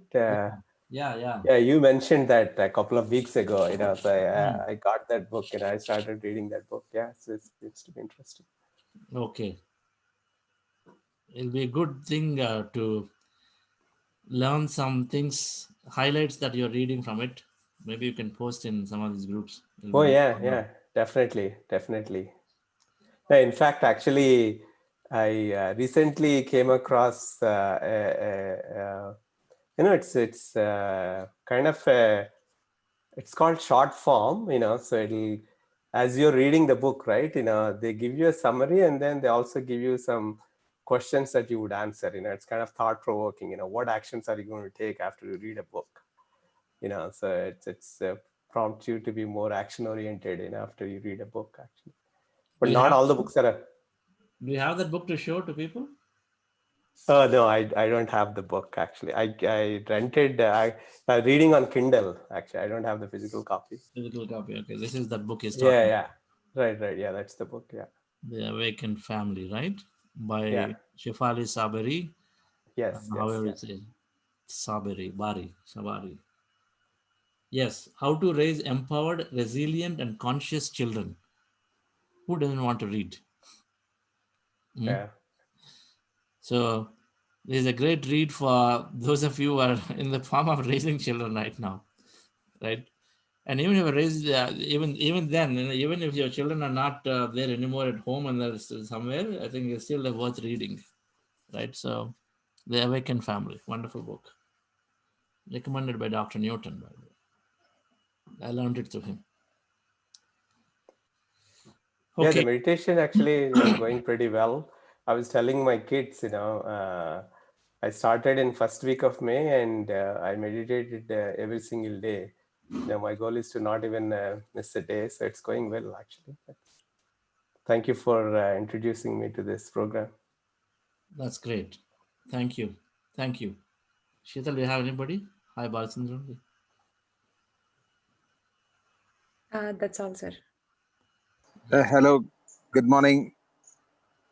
Good morning. Thank you for today. Today, the music was quite different and very interesting. I enjoyed thoroughly.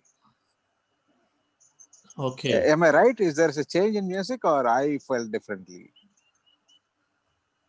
Yeah, I mean, the flute is, we've heard this before. This is Yeah, I just heard this not, before, but it's slowly coming down and it's almost stopped for some time. And it was fantastic feeling today. okay. I had a little bit of challenge with my audio player. Oh, It is not, but that happened held nicely actually. it's not transitioning smoothly for whatever reason, because I'm sharing a screen also. So song to song is not transitioning smoothly. There is an abrupt start. So anyway, I think in meditation we won't even notice it. Yeah. But I'm noticing that. Yeah. But Chandra sir, I believe there is a saying that a particular frequency of music will actually calms your mind and make you observe more. It's a 39.5 hertz or something like that. I don't know, but the flute comes in that line actually. Is it? It gives us smoothness in the mind. I think somebody can do some research. And I was thinking I'm fond of music so much, and I think even we can think of making our own tune for Buddha-CEO Foundation for good meditation. Okay. Wow. Wow. I love that idea. I love that Right. concept. Please take this forward, because I know that is a direction we could go. I am not able to put time into it, but yes. Sir, we sir, I'm conduct there with you, sir. I'm there with good, you, sir. great. We used to have a group called Elevate Through Music. We have about 20 family. We have a personal concert happening in our farmhouse. It's once in 3 months happens here. Bombay Jayasri all came here and conducted a program exclusively for us. And I am in regular touch with many musicians. I will try to ask them that what they can do on this. Do a little more research and find out a good frequency, and then in that frequency some beautiful ragas and beautiful melodies. I think we can make it in a set. It can be exclusive for Buddha CEO Foundation. I love that. Please. Sir, thank you so much. Yesterday, what happened? The discussion when this is a music and all those things when we are discussing, it's like we should manifest whatever really for the group cause. Today it happened, sir. Thank you so much. Thank you. Oh my God. I think very strong belief. So it happens. Yes. Gotcha. So you're thinking about the one yesterday. Wow. Yes. So she's influencing me. Yeah. Great. Balasundram ji. Yes, please. I would love to, be part of that. Again, nice. I definitely believe, and I think to some level understand, right? So the different ragas have a different way. Right. So love to. Rakesh, superb. Yesterday your son sent some music, wonderful. I really want to personally call and wish you that it's a wonderful thing. Thank you so much. And I thought of talking with you actually. Sure, it's wonderful. Sure, madam. Yeah. Okay. Sir, we have one more person, Rajnikant Chepuri. Yes, I see him on screen. Yes. So good morning, Chandra sir. Good morning, Rajnikant. And thanks for such a lovely session today. Sir, I have one question because I'm doing this whole program for the first time. I just have a couple of doubts in my mind. Want you to just please clear that. Okay. One, you do mention about emptiness in the mind before we start this breathful meditation, right? How do we experience that? Because I am under the impression that, when you say emptiness, I feel that emptiness, the visuals are completely empty in front of my eyes. Is that the way of looking at it as an emptiness of mind, or how do we get those signals that we are experiencing that?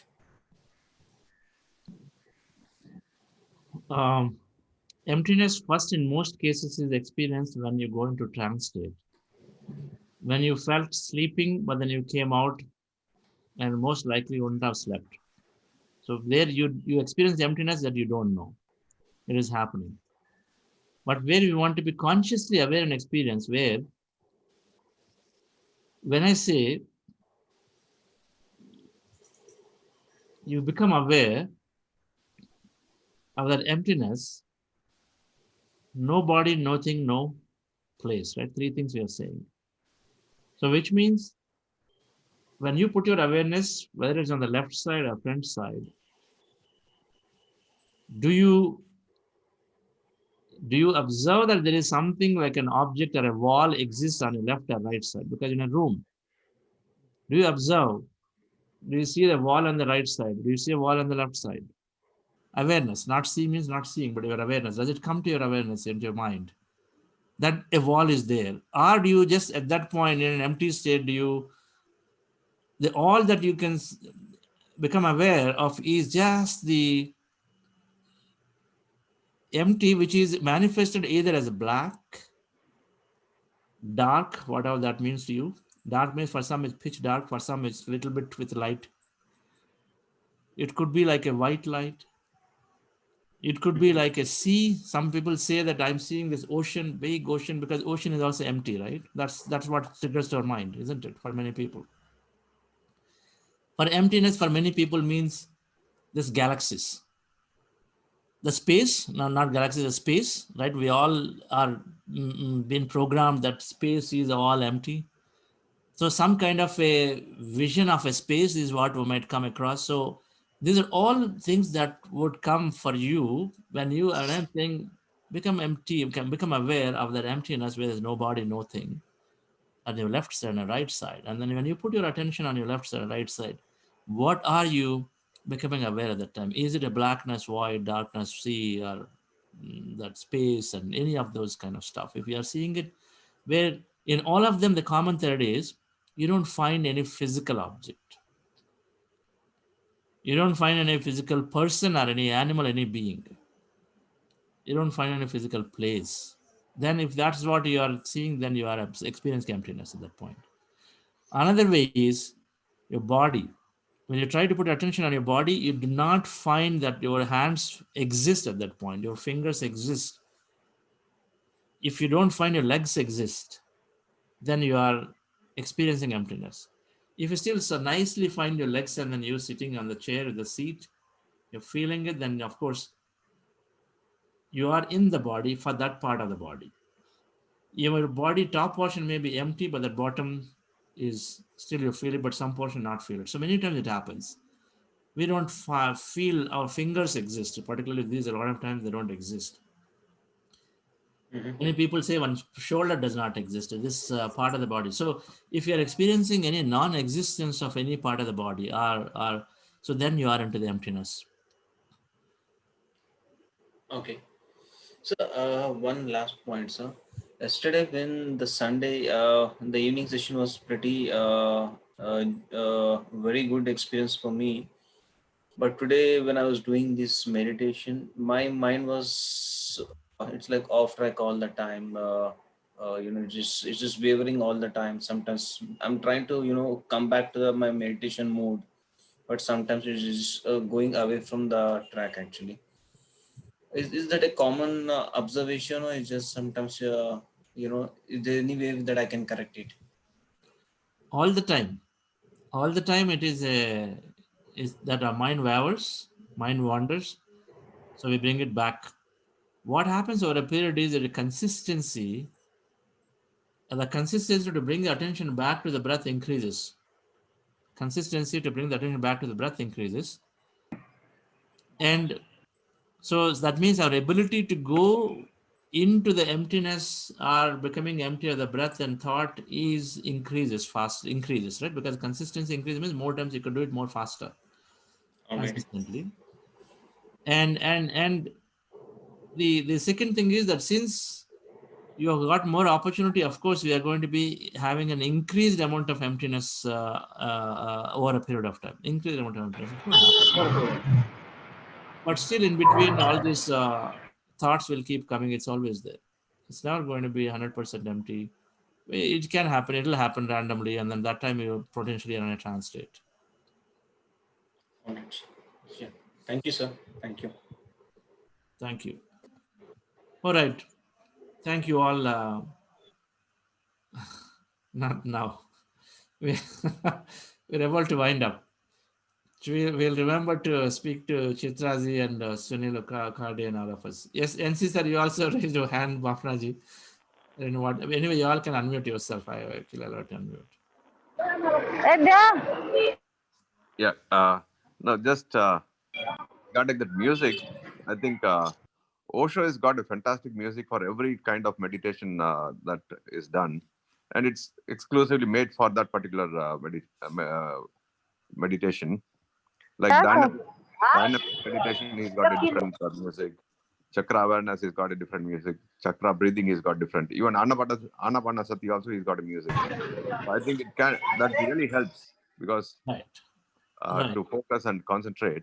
Yes. We are used to that particular immediately with that music and try to do it. Right. Thank you. That'll be a great idea. What Balu sir said is a fantastic idea. It'll bring in that particular music into the system itself. Yes, sir. Okay. Thank you. I agree. Totally agree with you.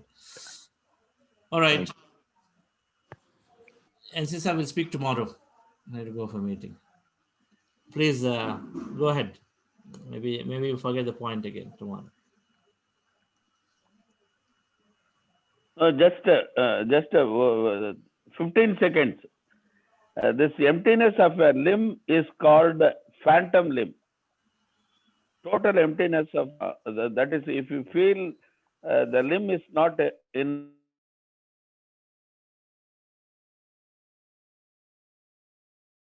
Do you have any idea about it?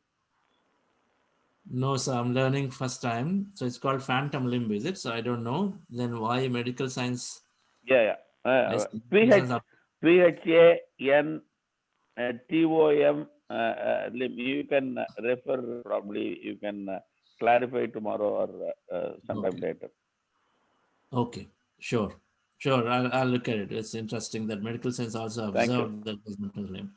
Okay, we'll go last with Thank you. Sheetal. Since she raised, we'll just listen to her. Chitra madam, yeah. Madam, please unmute. Yeah. Only men are talking, so I want to have many women talk. Yeah. Good morning, Chandraji. Am I audible? Yes, please go ahead. Yeah, sorry to post this question in the last minute. I just have two questions. One is, when you asked me to concentrate on the breath, okay, the normal breathing, I just shift into the mode where I start focusing on my breathing pattern more. So I just keep thinking whether I'm breathing properly. It's not the normal breathing. I get into the yoga mode of breathing. Like I keep focusing more on the breathing pattern. Is this right? You're focusing more on the breathing patterns. Yeah, you observe your natural breathing pattern. Okay. No, I just keep thinking whether I'm doing it in the right way, whether my stomach is actually, whether I'm inhaling properly, exhaling properly. I keep focusing on that. That's what. So if you're saying word properly, that means you're interpreting. Okay. We're supposed to observe. Observe. If your breath is only 5 inches, observe the 5 inches. If it's 12 inches, observe that it's going 12 inches and coming back, right? That's, you just observe without any interpretation. Why is it happening? Is it proper, not proper? What is it for somebody else? All that we should not have. Okay. But instead just observe that, yes, it is, there's a long now or there is short now. Long, short, whatever that is. Even long and short also you don't interpret. Just say that it is there. Observe, just seeing, right? If you are in front of me, I'm going to see you. That's all. Without any interpretation of what is it? Is it good, bad, whatever it is looking, right? All that. Fair, dark, all that we don't look at. So that's how we have to observe it. Okay. If your breath is happening very fast, just observe. Don't even say, why is it happening fast? It should be only 70, you say maybe it's 100 now. So just so I have to breath hard. Yeah. I shouldn't think about how I'm breathing. I should just observe the way I'm breathing. That's it. Yes. It is observation. See, it is not concentration, it is not interpretation, observation. Okay. It's not even concentration, by the way. Concentration is when I'm looking at a picture and say, okay, so I want to be on it. It's like a mind activity. Concentration is a mind activity. Observation is where you want to let go of the mind. So you're just looking at it as is. And in concentration, you're trying to go, and if it is going away, then you want to bring it back, because we say concentrate on it. And the concentration happens when you meditate. Okay. Increases. Okay. Observation is where you're relaxing your mind, and then as it is, you're looking at it, right? Fine. Yeah. Okay. Thank you. I'll try to practice it tomorrow. Thank you. Thank you. Thank you, friends. We'll speak again tomorrow, Radhika. I'll take the liberty to tell you that we'll speak tomorrow. Keep meditating. Thank you all. Have a great day.